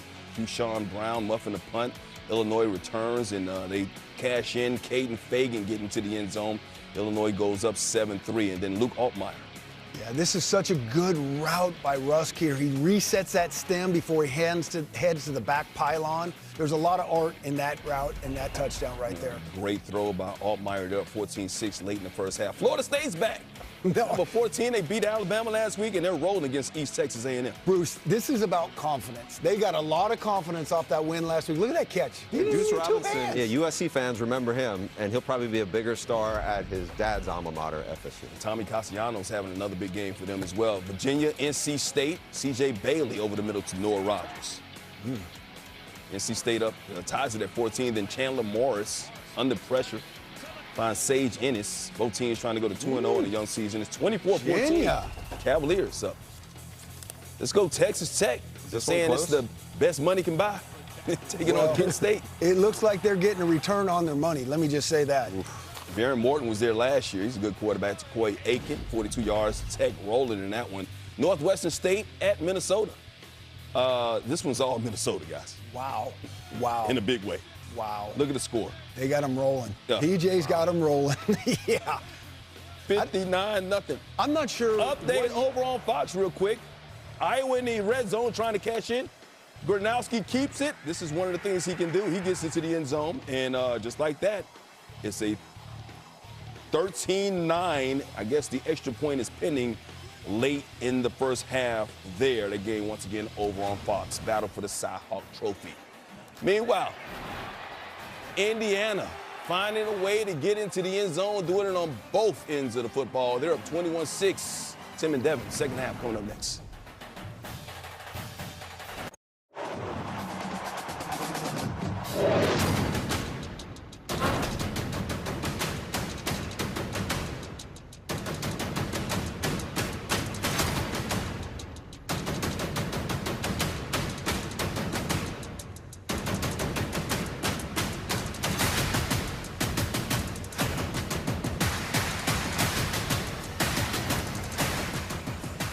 At halftime, Merchants Bank Field at Memorial Stadium in Bloomington, home of the Crimson.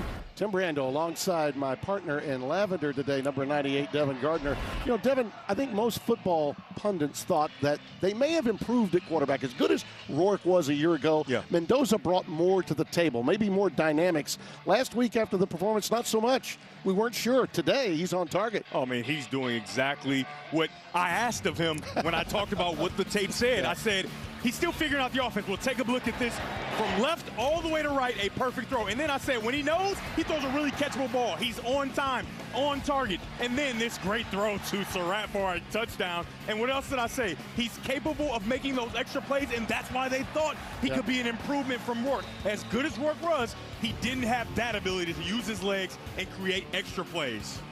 The numbers definitely tell the story, don't they? 10 of 15, 144, and a touchdown. You know, getting the ball out quickly and on time is really more what their offense is all about. But he does have that ability when under duress to get out of there and use his legs in a manner that Rourke did not. Now, here's the key for Kennesaw State. They closed well with Amari Odom. What about the second half as they get the ball? Josh Sims. Well, guys, I talked to head coach Jerry Mack about that decision to go to Amari Odom, and he said, well, look, when Odom came in the game, he provided the spark that we needed. We saw more of a sense of urgency. He commanded the offense just better than Dexter Williams flat out did in the first half. So they're sticking with him in the second half, hoping that spark can contain them the rest of the way. Felt like the offense really started to move once he came into the game, guys.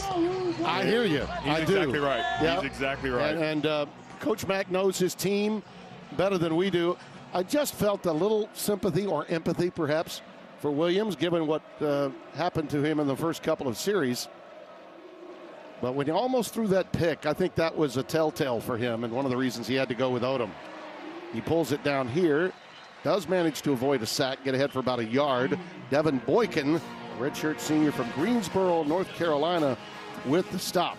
And a lot of why Dexter Williams won the competition to begin with was because of his quick decision-making, his ability to see what's going on down the field and make those fast decisions because they like to play fast. And today, it's been Amari Odom who's played extremely fast, even maybe faster than they might have expected he would play. He's doing a really nice job to this point in the game. You know, they list him at 6'4". I'm going to say he's all of 6'5", to be honest with you. And he's quick to go along with it. He's got an open receiver that brings it in. Is that finally Gabriel Benyard? I think it is. We've clamored for it. We've talked about it. We've said you've got to get him involved. 5 catches for 103 yards a week ago. And take a look at this diving catch and the body control to get a foot down. A huge play to start this drive. He made a great adjustment there, looking over one shoulder and then another. And now we could have some interference. We will as the flag comes down. Pass intended for Christian Moss. Jamari Sharp had a lot of jersey. And the interference took place very early in his route. The only question will be, is it holding or interference? Pass interference. Defense, number 22. 15-yard penalty. Automatic first down. So they get 32 yards on the first pass. They get 15 more here. This is the 32-yarder, the previous play. Let's just enjoy this one more time, being able to go over that other shoulder. I can't tell you, Tim, how difficult that is to do that and then make sure you get a foot inbounds. Outstanding job, and that's why we clamored in the first half for him to get touches. Yeah, Gabriel Binyard led the Owls in receptions, not just last week, but last year. 19 receptions, 162. He battled through injuries then.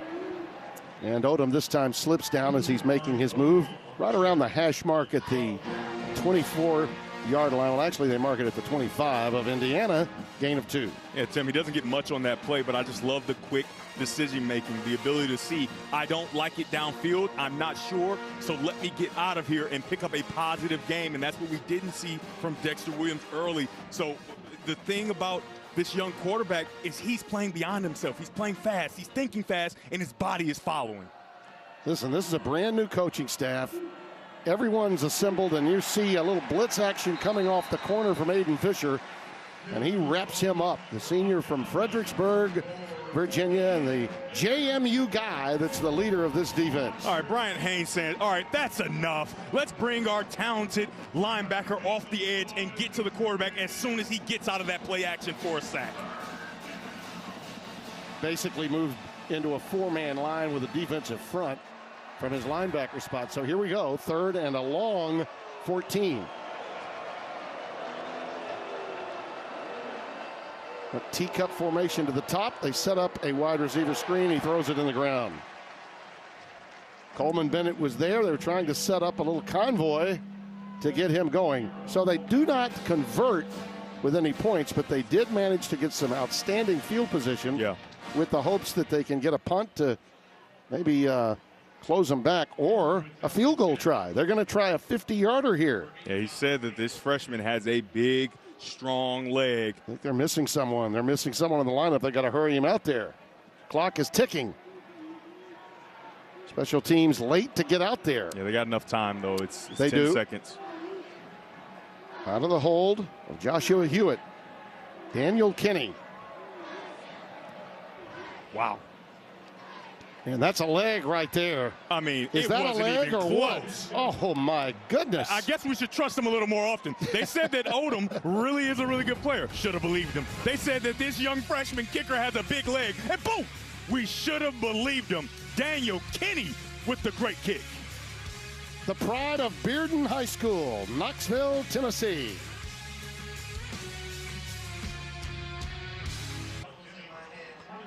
(21-9) is our score as the Owls continue to chip away at the Hoosiers' lead here in Bloomington. Tim Brando, Devin Gardner, Josh R. Sims. Kurt Cignetti said this is a team that can play at warp speed. They can also slow you down, have some funky formations. Plus, they got some older guys with a lot of experience. They've assembled a bunch of new guys, but they do have a lot of experience. He's right about that. Here's Hemby on the return. And nimble footing there as he makes his way up to the 27. Let's go down to Josh Sims. Well, Tim, Kurt Cignetti told me he was happy with the way the team started, especially on offense. Much better in the red zone so far this week. He said they did get a little sloppy towards the end of the half. He also admitted he should have taken the field goal instead of going for it on 4th down. Said he just got a little heated in the moment and maybe let his emotions get the best of him in that situation, Tim. Yeah, you know what? That's one of those from a coaching standpoint. In the heat of the moment, but basically, what's that? He's saying I got a little arrogant too. Yeah, and since that moment, it's been 9-7. Yeah, Kennesaw State is winning the game in that small pocket. Yeah, it was a turning point, no doubt about it. And we touched on it at that very moment. Here's Hemby on the stretch play, and he stretched it out for big time yardage. Garland Binyard, that is the twin of the other Binyard on the offensive side, a gain of 21. It's just an outside zone. You're going to get the ball to your running back, and he's going to follow around and try to find a crease, right? So you stretch it, you stretch it, you stretch it, then you stick that foot in the ground and get vertical. Very nice job by Hemby, someone we haven't said his name a bunch because of the production of Lee Beebe Jr. The Maryland transfer, Roman Hemby.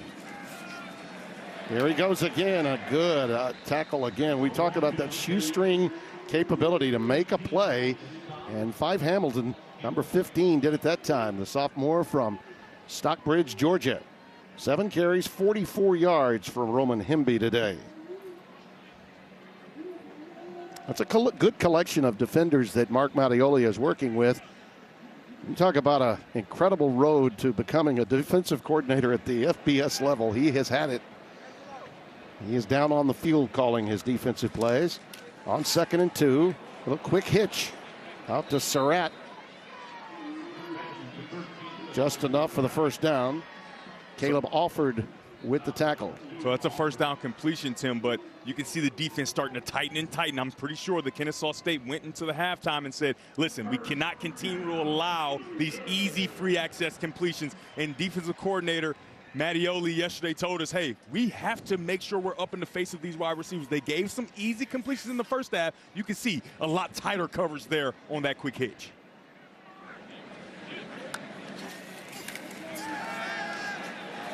Nice throw and drop right there. Might have been tipped by Stevens. I think Antonio Stevens tipped that to keep Surratt from bringing it in. At first glance, it looked like he may have just had the ball bounce off the numbers, but Surratt, I think, got a hand on that. Antonio Stevens does such a nice job of getting underneath. You thought you would have it, and watch number 3 stretch out and just get his fingertips on it. And Surratt, with the change of trajectory and the carom, he cannot make the catch. Outstanding job as the hook curl defender for number 3, Antonio Stevens. 2nd and 10. Black. That's just good, solid running. You'll be 2 yards shy of the first down. I mentioned Mattioli. Look at this resume, will you? Talk about a circuitous route. Paris Musketeers as head coach. That's right. Paris, France as a head coach. This was after he spent time in Italy as a head coach. And by the way, our friend and colleague from the Big Ten Network, Yogi Roth, is an investor in that franchise. Yes. I mean, that's an amazing story. And he quit the job without having one here in the States. Black, Kalon Black, down the sideline, inside the 10. I don't know that they had those running backs with the feet quite like that of Kalon Black. Alexander Ford saved the touchdown. Another outside zone, and when you have these tight defenders, you want to get around, lead around, and try to secure the edge. When you can secure the edge, you can get outside. They secure it right away in a very nice run by Kalon Black.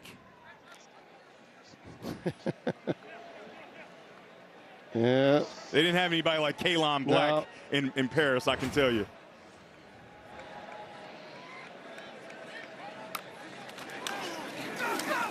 Out of the shotgun, Black again. Well, that's good read and reaction from Alford, isn't he? He's played great in this game. Number 2 in the white, black, and gold of the Owls. Yeah, I mean, he's done well in coverage, but even in the run game, he's done a really nice job. That time, he comes from the other side of the field to track down the running back and stop that play from getting in the end zone. And remember, this is a place where Indiana struggled a week ago. They did much better in the first half. Can they continue that success here in the second? They get Himby in. Uh-oh, beautiful play fake right to Surratt for the touchdown. They caught them napping that time. The Owls were playing Himby, and formation did them in. And it's another touchdown for Surratt. 31st in his career. This is a really nice design. He's going to go in and out. However, they're linked in man-to-man coverage. So he gets his right foot in the ground, and he comes back out with the run fake offered. Because he's done such a nice job in the run game, he keeps his eyes in the backfield. And Tim, if you're in man-to-man coverage and you look in the backfield, you're going to watch passes get completed on you. That's right. And that's a touchdown for Surratt. Yep. That's really one of those examples. Alford has played well. He got schooled that time on a nice little double move by Surratt. Oh, just like the Sheik. Cheek to Sheik. Leave those cares behind, Tim, because we are good times. Oh, yeah. Go, JJ. Go, JJ. Got some push-ups, some up-downs taking place. An 8-play, 73-yard drive.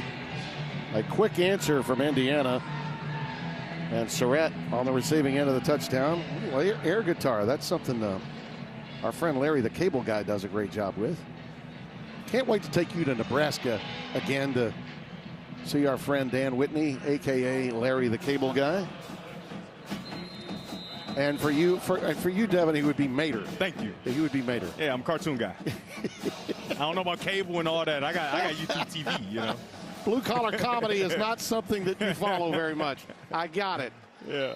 Let's get a quick game break, shall we? Mike Hill is in Los Angeles for an all-state game break. Fellas, tough game for number 11 Illinois on the road against Duke. Illini up 8 here late when Duke's Darian Mensah finds Andrew Anthony in the end zone for the 5-yard score. Play reviewed but upheld, and right now it's 14-13 Illinois at the break. Tim and Devin.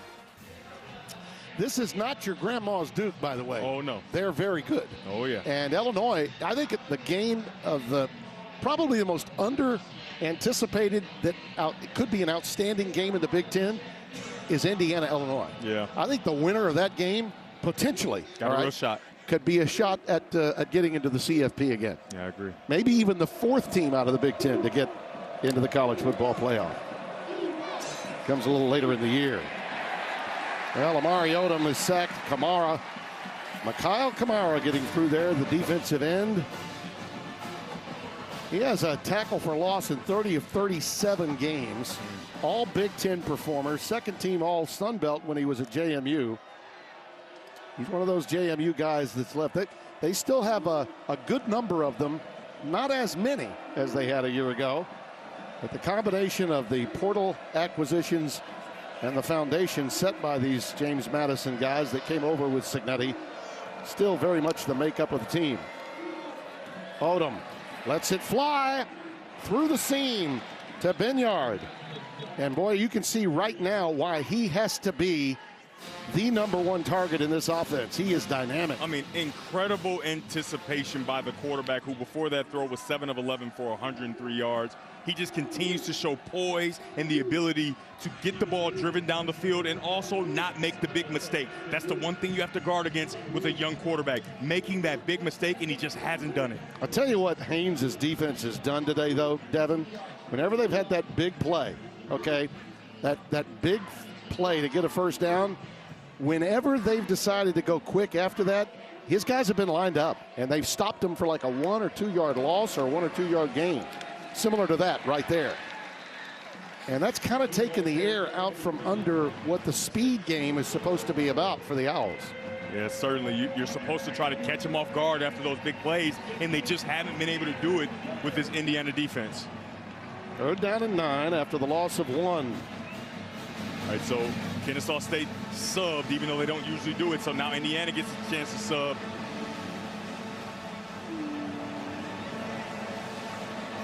Okay, they're going to go with 5 wides and empty here.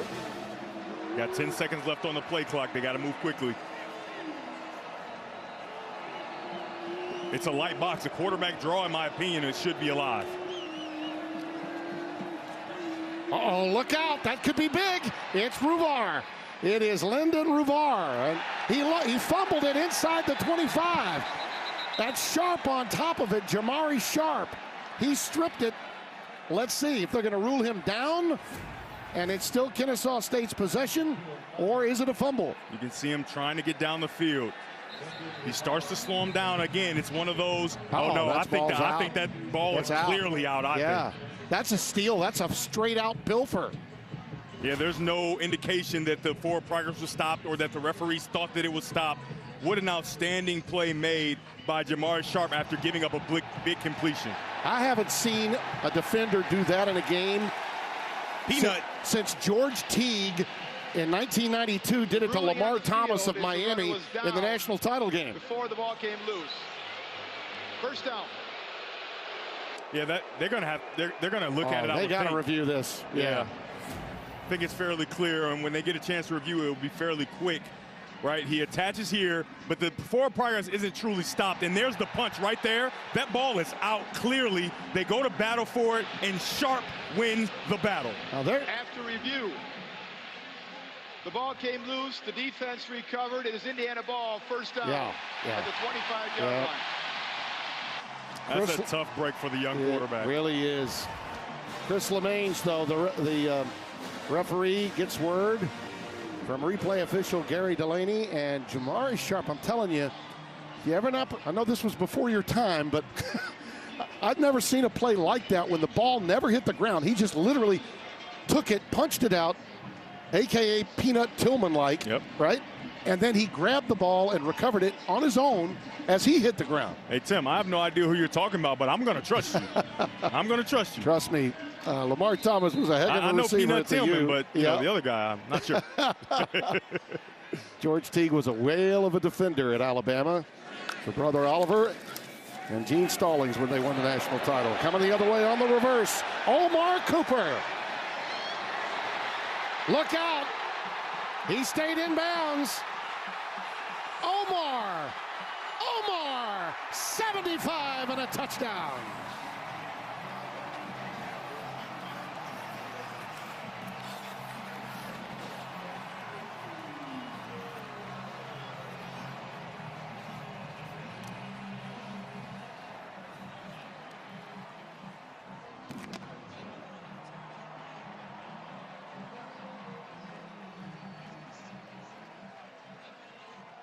That's 75 yards, partner, but I think he ran probably 120. Wow. When you consider the cuts that he had to make, right? From one sideline all the way to the other hash mark on the opposite side of the field. I mean, what a sudden change opportunity for Indiana, and Omar Cooper Jr.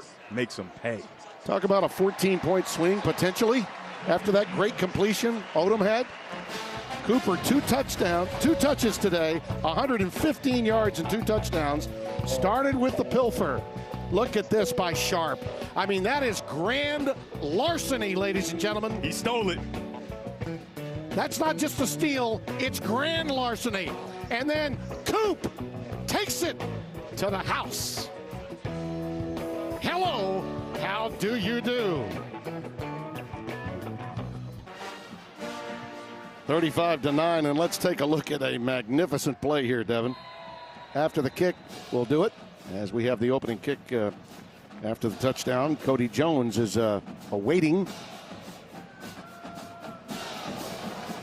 And it's going to go through for a touchback. So now we can get our long-awaited look at this magnificent play, and it was just that. Yeah, but, you know, I want to give you the how and why. How about 8 receptions, 77 yards, and 2 touchdowns?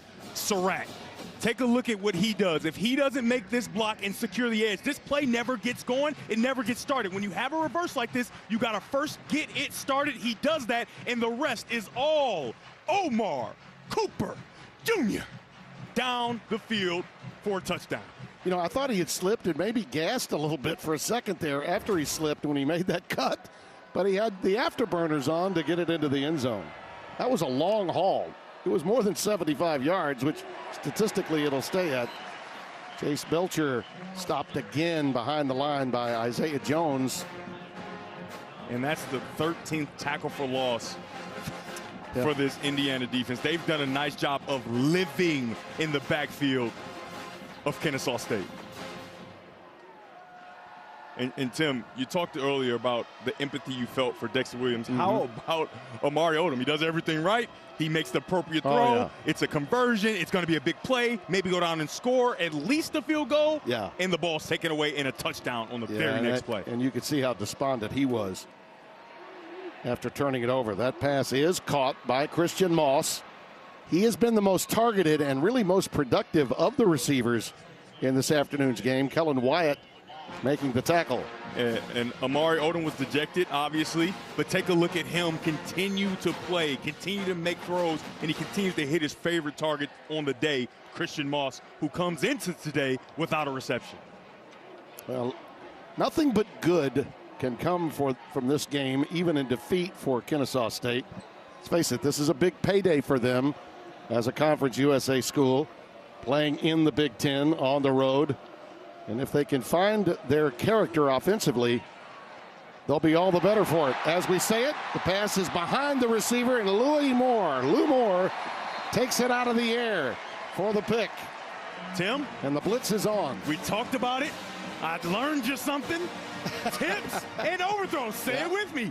Tips and overthrows. Tips and overthrows. That's an overthrow. That's an interception for the Indiana defense. Take a look here. Odom has played great to this point, but it's an overthrow. Completely misses his wide receiver and into the awaiting arms of number 7 in red, Lewis Moore. Yep. And by the way, Moore is the player that his eligibility is going to be in question after today's game. The NCAA clearinghouse, using really the Diego Pavia rule, trying to rule him ineligible after 2 games of the season. As a 5th-year player, the NCAA clearinghouse is saying you played a couple of years in junior college and it could cost you. He's the leader of this team in tackles, and that interception obviously was big. E.J. Williams on the receiving end of this. And these are the turns of events that come off of that fumble that led to that last score. I mean, you really feel for Ruvar here, but what a play that was defensively by Jamari Sharp. Yeah, it just takes all the oxygen out of your football team. And if you're a young player, you made a mistake, you don't get to leave until I'm done, right? I need to make sure you understand the severity of what just happened, because as you can see, Indiana, the snowball starts to roll. Yeah, you do. And Lee Beebe this time is tackled behind the line by Barron Hobson. Yeah, I know you marvel at this Jackson State transfer. He played in 4 games, 3 starts in 24 before injuries derailed him, but he was an incredible player at Jackson State back in 22. A young man that just plays the angles, is always where he needs to be. 3rd down and 7.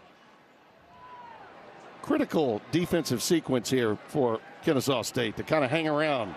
Beebe sets sail again. Well, when they run to the wide side of the field, they're successful. Hobson again with a saving tackle, but a gain of 14. Yeah, what you saw on film for Kennesaw State is they did well in between the tackles, run defense. But then when you start to capture the edge, when you start to go on those outside zones, you see that they give up a lot of yards, and you can see it again here. It's a draw, but then he attacks the outside. There's no edge protector, and he gets a nice amount of yards. 9 carries, 74 yards, averaging 8.2 per tote. Look at that! Touchdown, Surratt!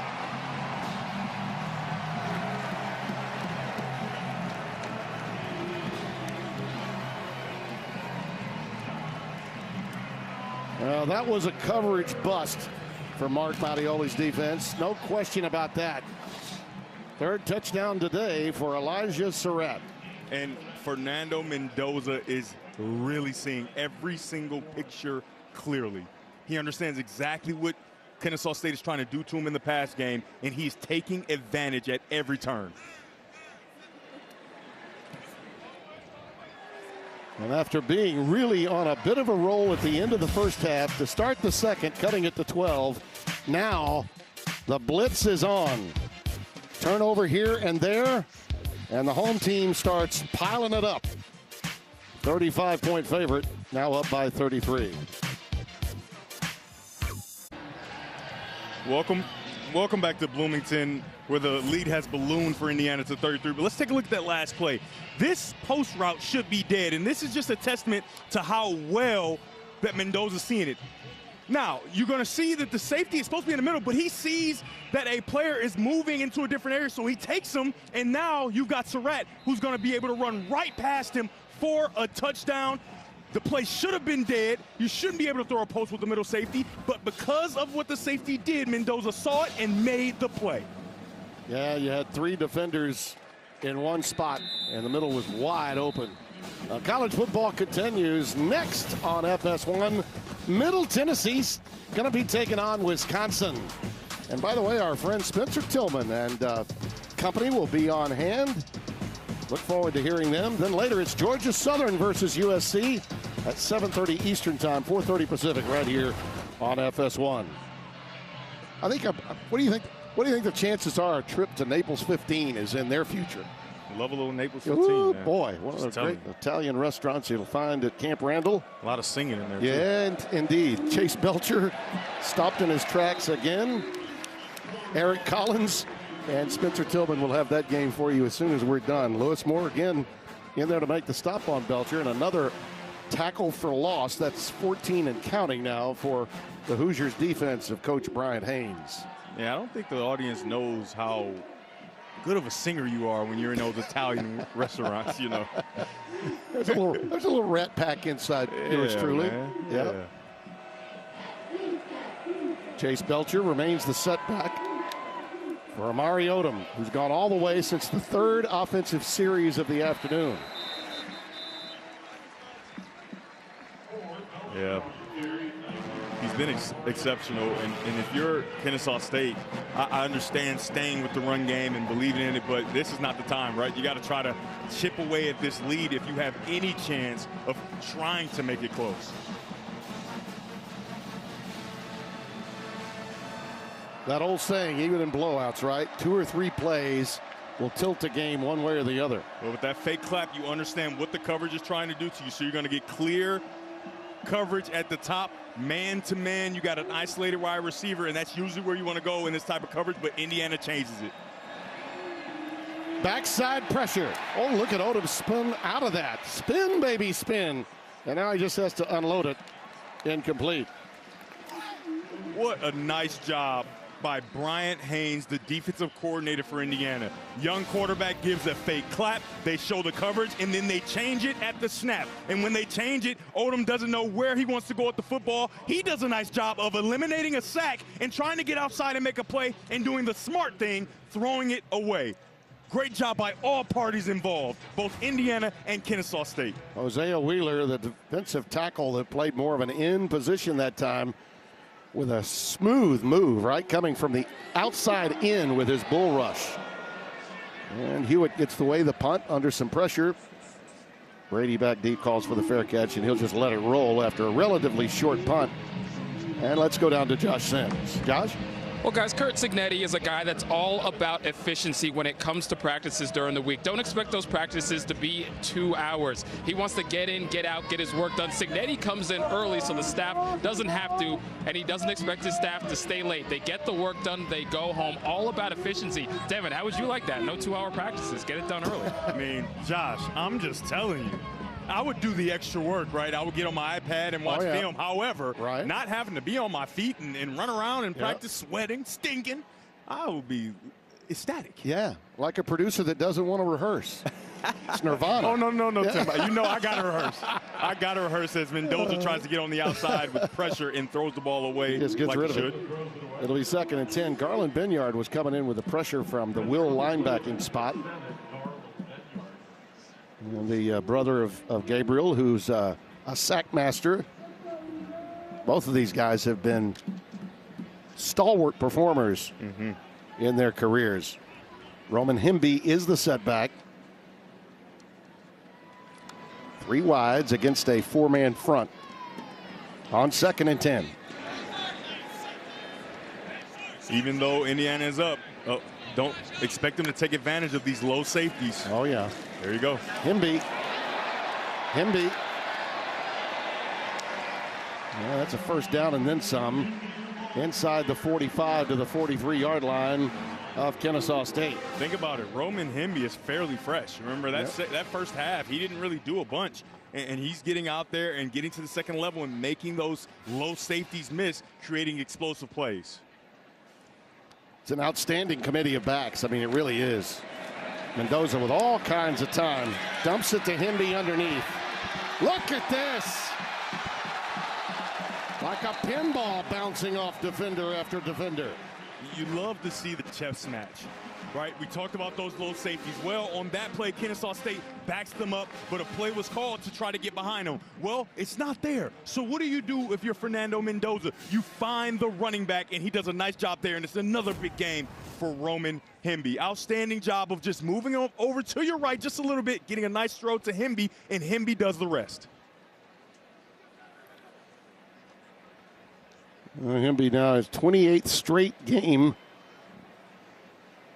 as Wandarian Silas is down on the field. Yeah, he's a defender to try to tackle Hemby and kind of was shed off. I mean, Hemby's a big guy, right? 6 foot, 210 pounds, and he runs with great force and great power, even from his freshman year at Maryland.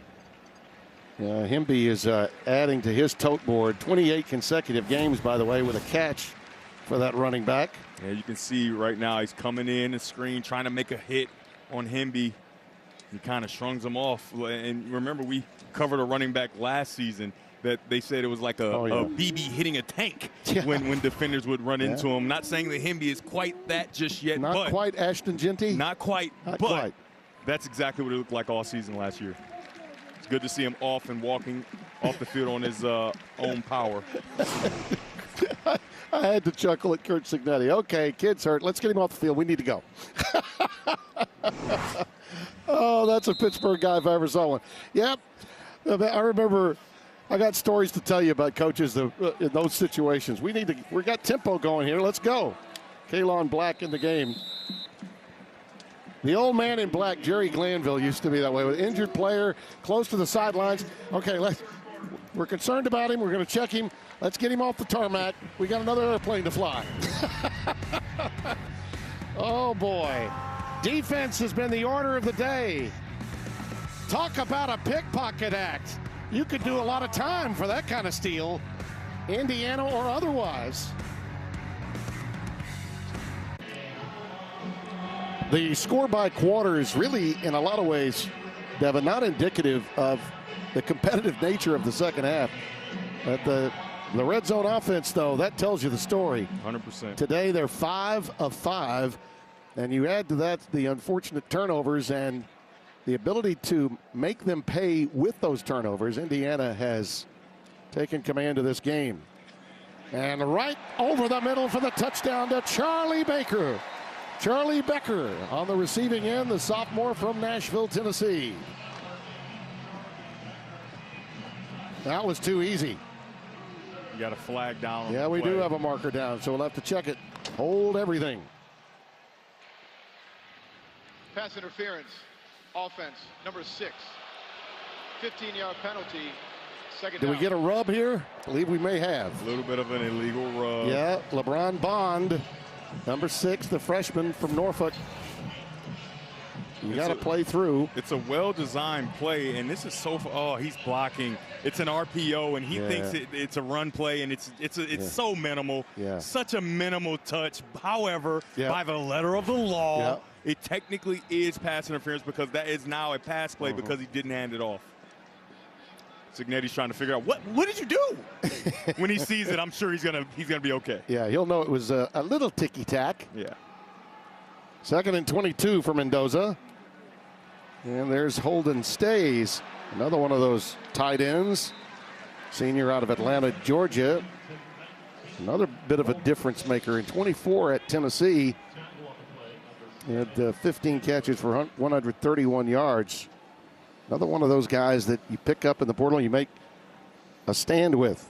I really like that call by offensive coordinator Mike Shanahan to get back toward the original line of scrimmage to give yourself a chance to pick up a first down or maybe even get a touchdown. A nice call, a screen to pick up some of those yardages that you lost. Now, he's got to be pleased with not only the way the game has been called, but executed by his quarterback, Mendoza, on a fade route towards the corner. A lot of contact, and the flag comes down. E.J. Williams working against Jericho Washington. And it would appear that number 1 is going to get tagged here. And he was on top of the wide receiver, so he didn't really need to be so handsy.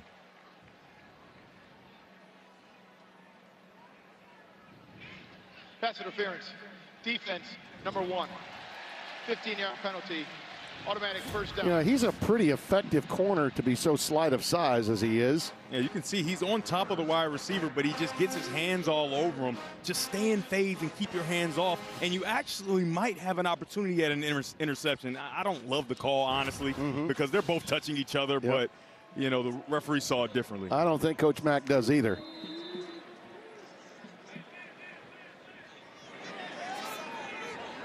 Himby checks back in on 1st and goal.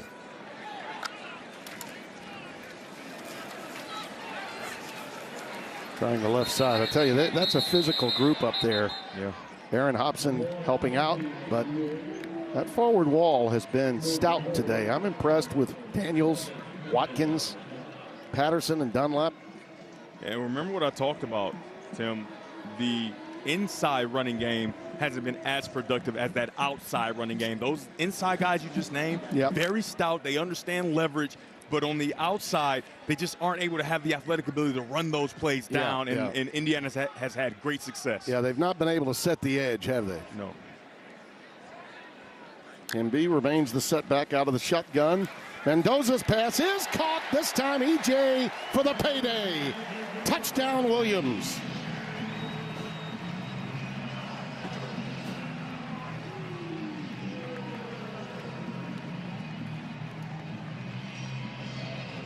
Mendoza knows where to have his feet and where to have his eyes. He's locating the flat defender. He sees him vacate, and he drives the football perfectly on the face mask of his wide receiver, E.J.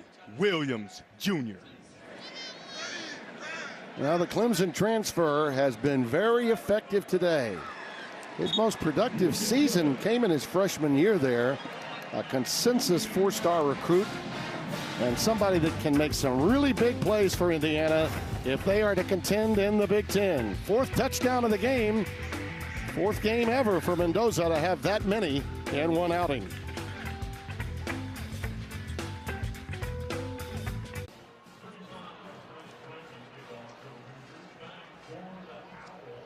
(49-9) our score. 13 and change remaining here in the quarter. Look out, Tim. Hot dog coming. Put some mustard on that puppy. There's been a lot of mustard on these footballs for Fernando Mendoza. He's been exceptional all day today. No question. Guessing we might be getting close to closing the book on him. Today's Good Hands moment, sponsored by Allstate, celebrating 20 years of the Allstate Good Hands Nets program. Jamari Clark, look at this. Jamari Sharp, redshirt junior from Miami. Oh, by the way, with a pilfer, just as a Miami receiver was on the receiving end of one way back in '92. That was just an incredible play. And it was really a 14-point swing after that to put this game away as Ruvar lost the football to him. And change is being made. Tommy Lutowski is coming at quarterback. So this is going to be our 3rd QB of the game. Gerard Bullock grabbed that one. And they'll set the ball now at the 27-yard line. And I like this move for head coach Jerry Mack, because you've seen all you need to see from Amari Odom. No need to risk him getting hurt or you know, losing confidence because he throws an extra interception. Yep. You know what I mean? Yep. Things like that. I think that he's proven that he is capable of running this offense, and so now you want to get out of here healthy. Belcher pops this one. Gets into the secondary quickly and made some great moves. Kellen Wyatt finally running him down to make the stop. You know, once you get this game out of the way, the non-conference loss, the Wake Forest game is history, but that's one that really could have and probably should have been won. And but then you get to, you know, your Conference USA schedule, and you want to remain healthy. You collect your check, guaranteed income from playing this game, and you don't want to lose anyone, with the hopes that you can compete for the opportunity to win your league, or at least contend in your league to get to a bowl game. Chase Belcher remains the setback for Ulatowski. Gets that one. That was going to be a back shoulder throw, but he rushed it just a bit. It falls incomplete, intended for Cody Jones, number 12. 2nd down and 10 coming up.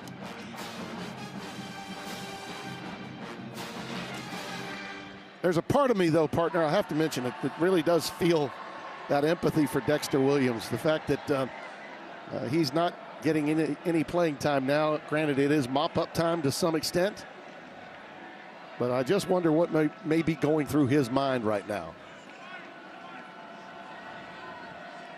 I mean, if he's a great teammate, he has to support Amari Odom and what he was able to do. I mean, that's all I saw on the sidelines, by the way, was a good teammate. Of course. Yep. And this is a 40-point game. I can just tell you, it's not because of Amari Odom. Right? He had him in position a number of times. He did. He did everything he could. And so now they get to go back to the drawing board and try to build around this young quarterback who showed great promise. And I'm just telling you, from what I've learned, a former teammate of our colleague, Jack Tuttle, Dexter Williams II will be a great teammate and be ready if his number is called again in the future. Well, and you touched on it at the outset of our broadcast today. He has a lot of talent, but it's either been really good or really bad. No in between. Belcher. A little crossbuck action that time. Kellen Wyatt again with a tackle. He's been very active today. We get into Big Ten play. We touched on that Louis Moore story and his eligibility. Strong safety who leads this team in tackles. That's going to be big, I think, moving forward. And if I'm Indiana as a program, I do everything in my power to see to it that Louis Moore gets to continue to play. It's one of those rare NCAA rules. I don't know how a player can be eligible for 2 games and then not eligible for the rest of the year. You allow a player to start a season, but you're going to say, oh, but you're done now. That just doesn't make sense. Doesn't make sense. And history will prove that if you do your best to support the player and you take it to the next level. Take it there. Take it there, because if it gets to court, the NCAA's record is not very good. Yeah. It's not. There's Dexter. You can see he's still being a good teammate, talking to Ulatowski over there. Yeah. And Odom as well. That's what you want to see, man. I mean, obviously, we don't think he got enough of an opportunity. However, his team was led by a young quarterback who played well, and they have a great relationship. You can't be sour about it because you didn't get your opportunity. That's why this is the greatest team game, and there aren't many other arenas where a guy takes your job and you still are able to support him the way you can and the way that Dexter Williams is. It's one of the reasons why we love it so much. And from a broadcasting standpoint, can't do it without the team. Jonathan Brady waits for this kick. That was well done by Hewitt. End over end and landed like a Mac Daddy from Callaway there. That would have been very close to the pin if you were trying to get a birdie, like my buddy Brett Bender oftentimes did while golfing at Arizona State and KU. Timeout, 49-9.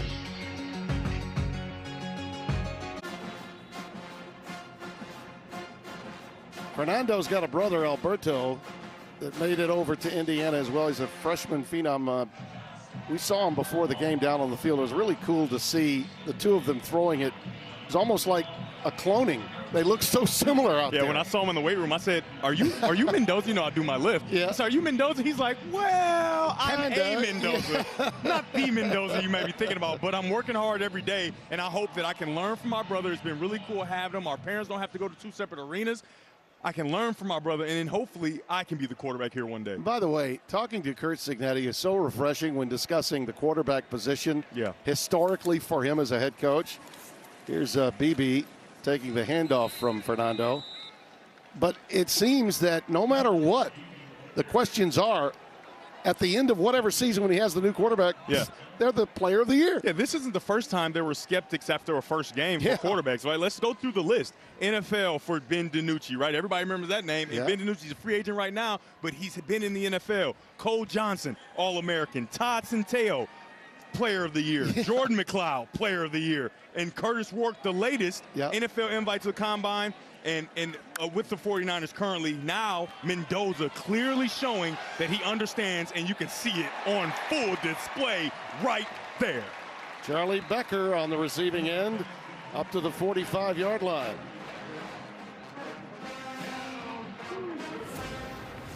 I mean, just beautiful movement in the pocket to get a better view and then layering the ball up and down. Remember that second point on what the tape said for me. Even though in the first game he didn't look like he quite understood everything about the offense, when he did, he throws a really catchable football, and it's on display again right there. 18 of 25 for 246 and 4 touchdowns now for Mendoza.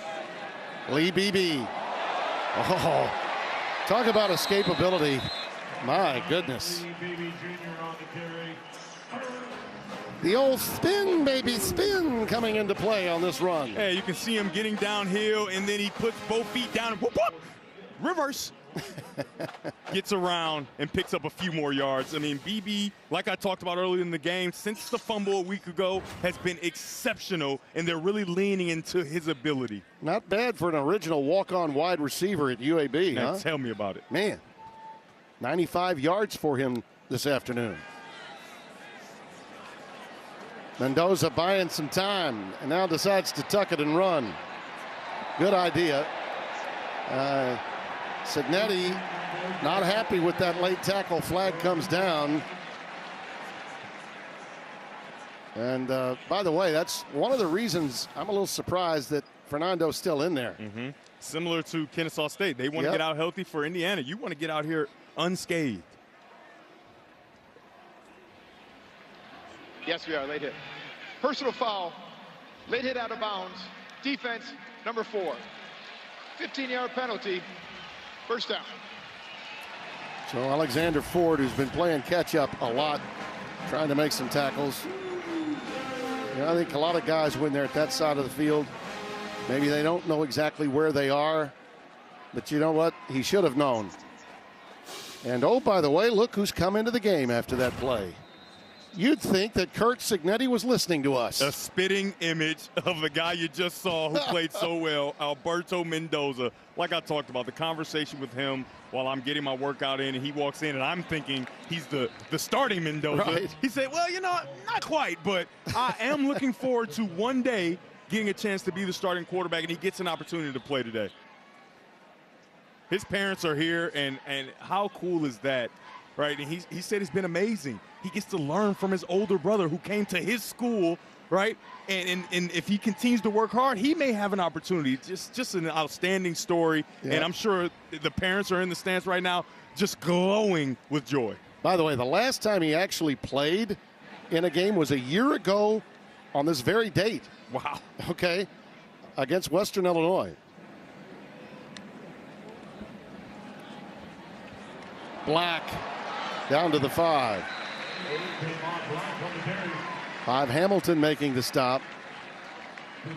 We're down on the field watching the younger Mendoza Alberto throw. He's got some juice, Tim. He does. And I noticed it in pat and go, right, which is just a kind of a little warm-up.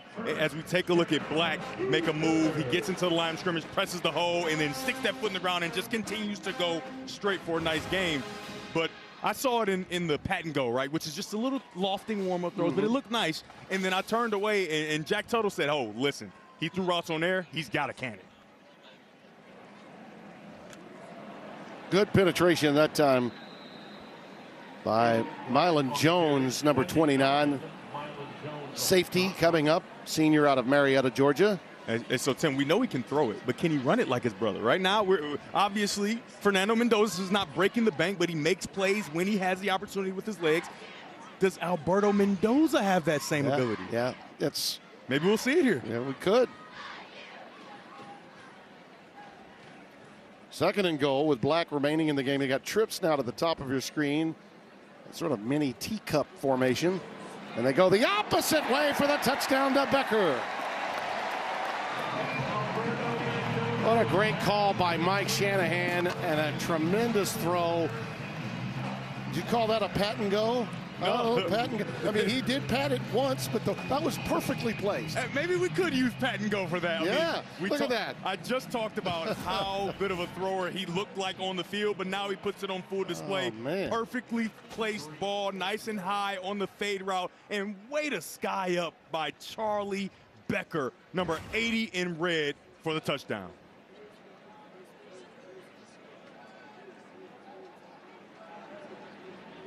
I'm sorry, Tim. Indiana fans be mad at me. Yeah. That's crimson. Cream and crimson, baby. I'm sorry. Cream and crimson. Oh, by the way,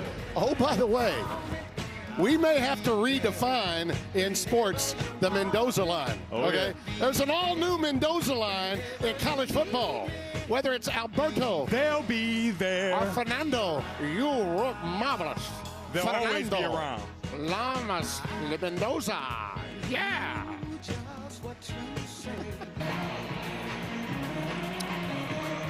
56-9 is our score, and we mentioned this earlier. If you got ready for this game the way we did, partner, no way would I have thought that it would balloon into something quite like this. But the college game is still an emotional game. Yeah. A game played with passion. And I go back to that play when the pilfer took place. That's when it all really ended, when you think about it. When Sharp made that play, Jamari Sharp made that play, and we got a flag down on the kick. And Ruvar lost the ball. They were possibly going to go in. Number 15. Ball be placed at the 35-yard line. First down. We'll get back to that in a moment. Let's go down to Josh Sims, a little Sims spotlight. Well, that's right, Timmy B. Each week we highlight a cool tradition at the campuses we go to in the Sims Spotlight. This week we highlight the Hep Rock. You see it right there, a large boulder right outside Memorial Stadium. The players touch it for good luck on the way in. It honors former IU coach Terry Hepner, who passed away tragically in 2007 after a couple of years coaching the team. And shout out to our boy Jack Tuttle, giving me all the info on the Hep Rock there. Yeah, you know, they moved the Hep Rock. It used to be inside the stadium as you came out of the tunnel. That's where it once was, and now they moved it outside since Curt Cignetti got here. And by the way, I touched on Bill Mallory earlier, the great Lee Corso who got the first ever bowl victory for Indiana back in 1979. John Pont took Indiana to a Rose Bowl in 1967. Mallory was incredibly successful at Indiana, but for years it's always been hit and miss. Sustained success has always been difficult here. My question moving forward for Cignetti, particularly in this era of college football where he's really cashing in on the portal and bringing those James Madison kids in, as you see that quick curl caught out past the 41-yard line. If you think about where these guys are, he's got a chance to have some sustained success here. But from an administrative standpoint, will they invest in this football program to the extent that we've seen in some other places? Yeah, and through the years, there hasn't been a lot of sustained success. And here's a graphic that, you know, myself and Josh Franz found. Take a look. Yeah. Right, James Sheldon, 8-1-1, good season. 4 of the next 8 under 500. John Pont, 9-2. 4 of the next 5 under 500. Yep. And then the most recent Tom Allen, 8-5 in 2019, and then 3 of the next 4 under 500. Correct. The question remains, can Curt Cignetti continue to build and continue to sustain this great success that they had a season ago? Yeah, and just from a purely facilities point of view and the interior of the stadium and the location of where the indoor facility is and the weight room is located, they have some suites in the end zone. They've got that, but as we witnessed in Kansas, not just a couple of weeks ago, an investment into updating the stadium, I think, is the next plateau, of course, for the program itself. And they're going to punt it away with Jonathan Brady back deep. Takes the fair catch at the 17-yard line. I mean, if you think about it, the donors are very much a part of it. You got to pay players now. We understand that investment that has to be made. It's a different era in college football, yes. But the combination of what you get from your donors on top of the revenues cashed in from television rights, that's more plentiful in the Big Ten than in any other conference. That's where you expect to see those improvements moving forward. And talking about improvement, how about the improvement of the offensive line in the run game today? Absolutely. Like, obviously, the 300 yards a week ago was good, but it was almost in spite of the inability to create movement. And it starts with Pat Coogan. His story and his resolve was so cool to hear about yesterday. Obviously, the story's clear. He was a starting center in the national championship game a year ago. And how does he end up at Indiana? Well, it's a kind of tumultuous kind of journey that he had. And any guy could crumble under that pressure. You and said it. He said his dad, Mike Coogan, was huge in making sure he stayed strong and continued to be a great teammate. He said, "You'll be a huge part of this team, and our family is built on fight." Coogan's fight. He continued to fight, got another opportunity at Notre Dame. And I'm just telling you, Tim, his dad wasn't happy because he grew up a Notre Dame fan. But the story, amazing, his resolve, and he's come to Indiana and brought that kind of championship-like pedigree, and it could put Indiana over the top as they continue to sustain that success. Yeah, his dad owns an American gastropub in the south side of Chicago called Franklin's Public House. It's a cool place. And like so many Chicagoans, Irish Catholics, all in on Notre Dame. That hasn't changed at all. And he said the best thing that could have ever happened to him now is to come here to Indiana. Yeah. To have to make that change and go through a reinvention of one's self, which he has. Kobe Martin running right into the linebacker, Taiwan Christopher, 46, the redshirt freshman from Thomasville, Georgia. Got a player down on the field. Yep. That looks to be number 58, Mike Jones. graduate player out of Rome, Georgia, down on the field. And Tim, all the adversity that Coogan, as a grown-up now in the program, he said it's the best thing that's ever happened to him. Young players may not be able to understand that. However, football is the greatest teacher of life. And a lot of times in today's college football, you're losing that ability to deal with adversity, right? Because at most times it's like, I'm just going to leave. Yeah. I don't like the way I'm being treated. And so you don't ever get a real chance to battle the way that he did. Well, he got a chance to. He's the starting center. The next season they say, you know what, you're not going to start. Right. And he's a great teammate. He takes a lot out of him to be a great teammate while his coaches are basically telling him, we don't want you anymore. He stays together. He stays with the team. He goes and plays well to be the center for the national championship. They don't win it. However, the experience that he gained is one that most players in today's college football just will not be able to experience. You're right. Absolutely. No He's going to be a much better man because of what he experienced. Obviously, a great football player as well. Yeah, we hear so often now about players, you got to re-recruit them. You got to do all of that. Yeah, well, that's true, but it also works the other way, too. Coaches can sometimes find a replacement for you, and in so doing, they tell you your job has been lost, so you better find greener pastures. And that happened to the kid, Malik Murphy, who was a backup quarterback at Texas when Quinn Ewers got hurt. Oh, yeah. You know, not Arch Manning. It was Murphy. He goes to Duke, has a good year. Yep, the best year in Duke quarterback history. Yeah. Oh, by the way, he got replaced. He got replaced. And the good news is Jones is up. Looks like he's going to get some assistance to the field, to the sidelines. And maybe we'll put a little bit of weight on that knee. Notable games for Indiana. This is a big one. Illinois in 2 weeks. I'm telling you, winner of that game is in position. Iowa the following week.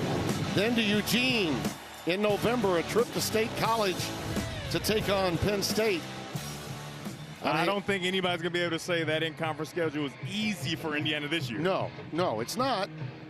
And I think the Illinois factor, okay, that game is huge.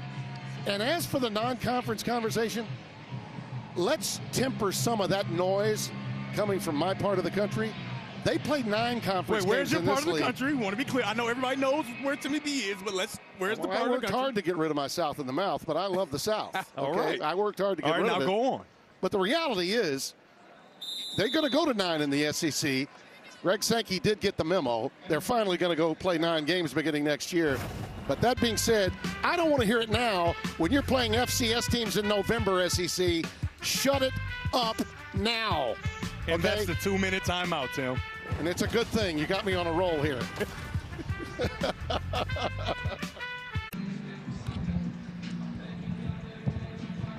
Coming up after the game, it's College Football Extra, sponsored by Amazon. Mike Hill, Coach Peterson, Bruce Feldman back in our Los Angeles studios will guide you through what's been going on elsewhere. That Iowa State game is coming down to the wire. Just a couple of minutes left with Iowa and Iowa State tied. Cyclones with the ball in Iowa territory. I'm telling you, this is a big day. Anytime you've got as many matchups as we have that many people think are ho-hum, that's when upsets take place. There's a quick pitch going to the wide side of the field. Indiana using everybody now. Solomon Van Horst, the graduate student, gets it out for a nice gain. And the clock continues to run. I do want to say thank you to the fine folks at Kennesaw State. Both coordinators, Mattiola and Militello, along with Coach Jerry Mack. I think that the future is indeed bright for this program in Conference USA moving forward. Very nice of them to make themselves as available to us as they did late yesterday. Kobe Martin remains in the backfield, and Alberto threads the needle again. And that one is cradled at the 45-yard line. Jackson Wasserstrom on the receiving end this time. I mean, Tim, just smooth as silk. Yeah, absolutely. I know I questioned, hey, does he have the legs like his older brother? Well, that's of no consequence because that arm is alive and well. Yeah. That it is.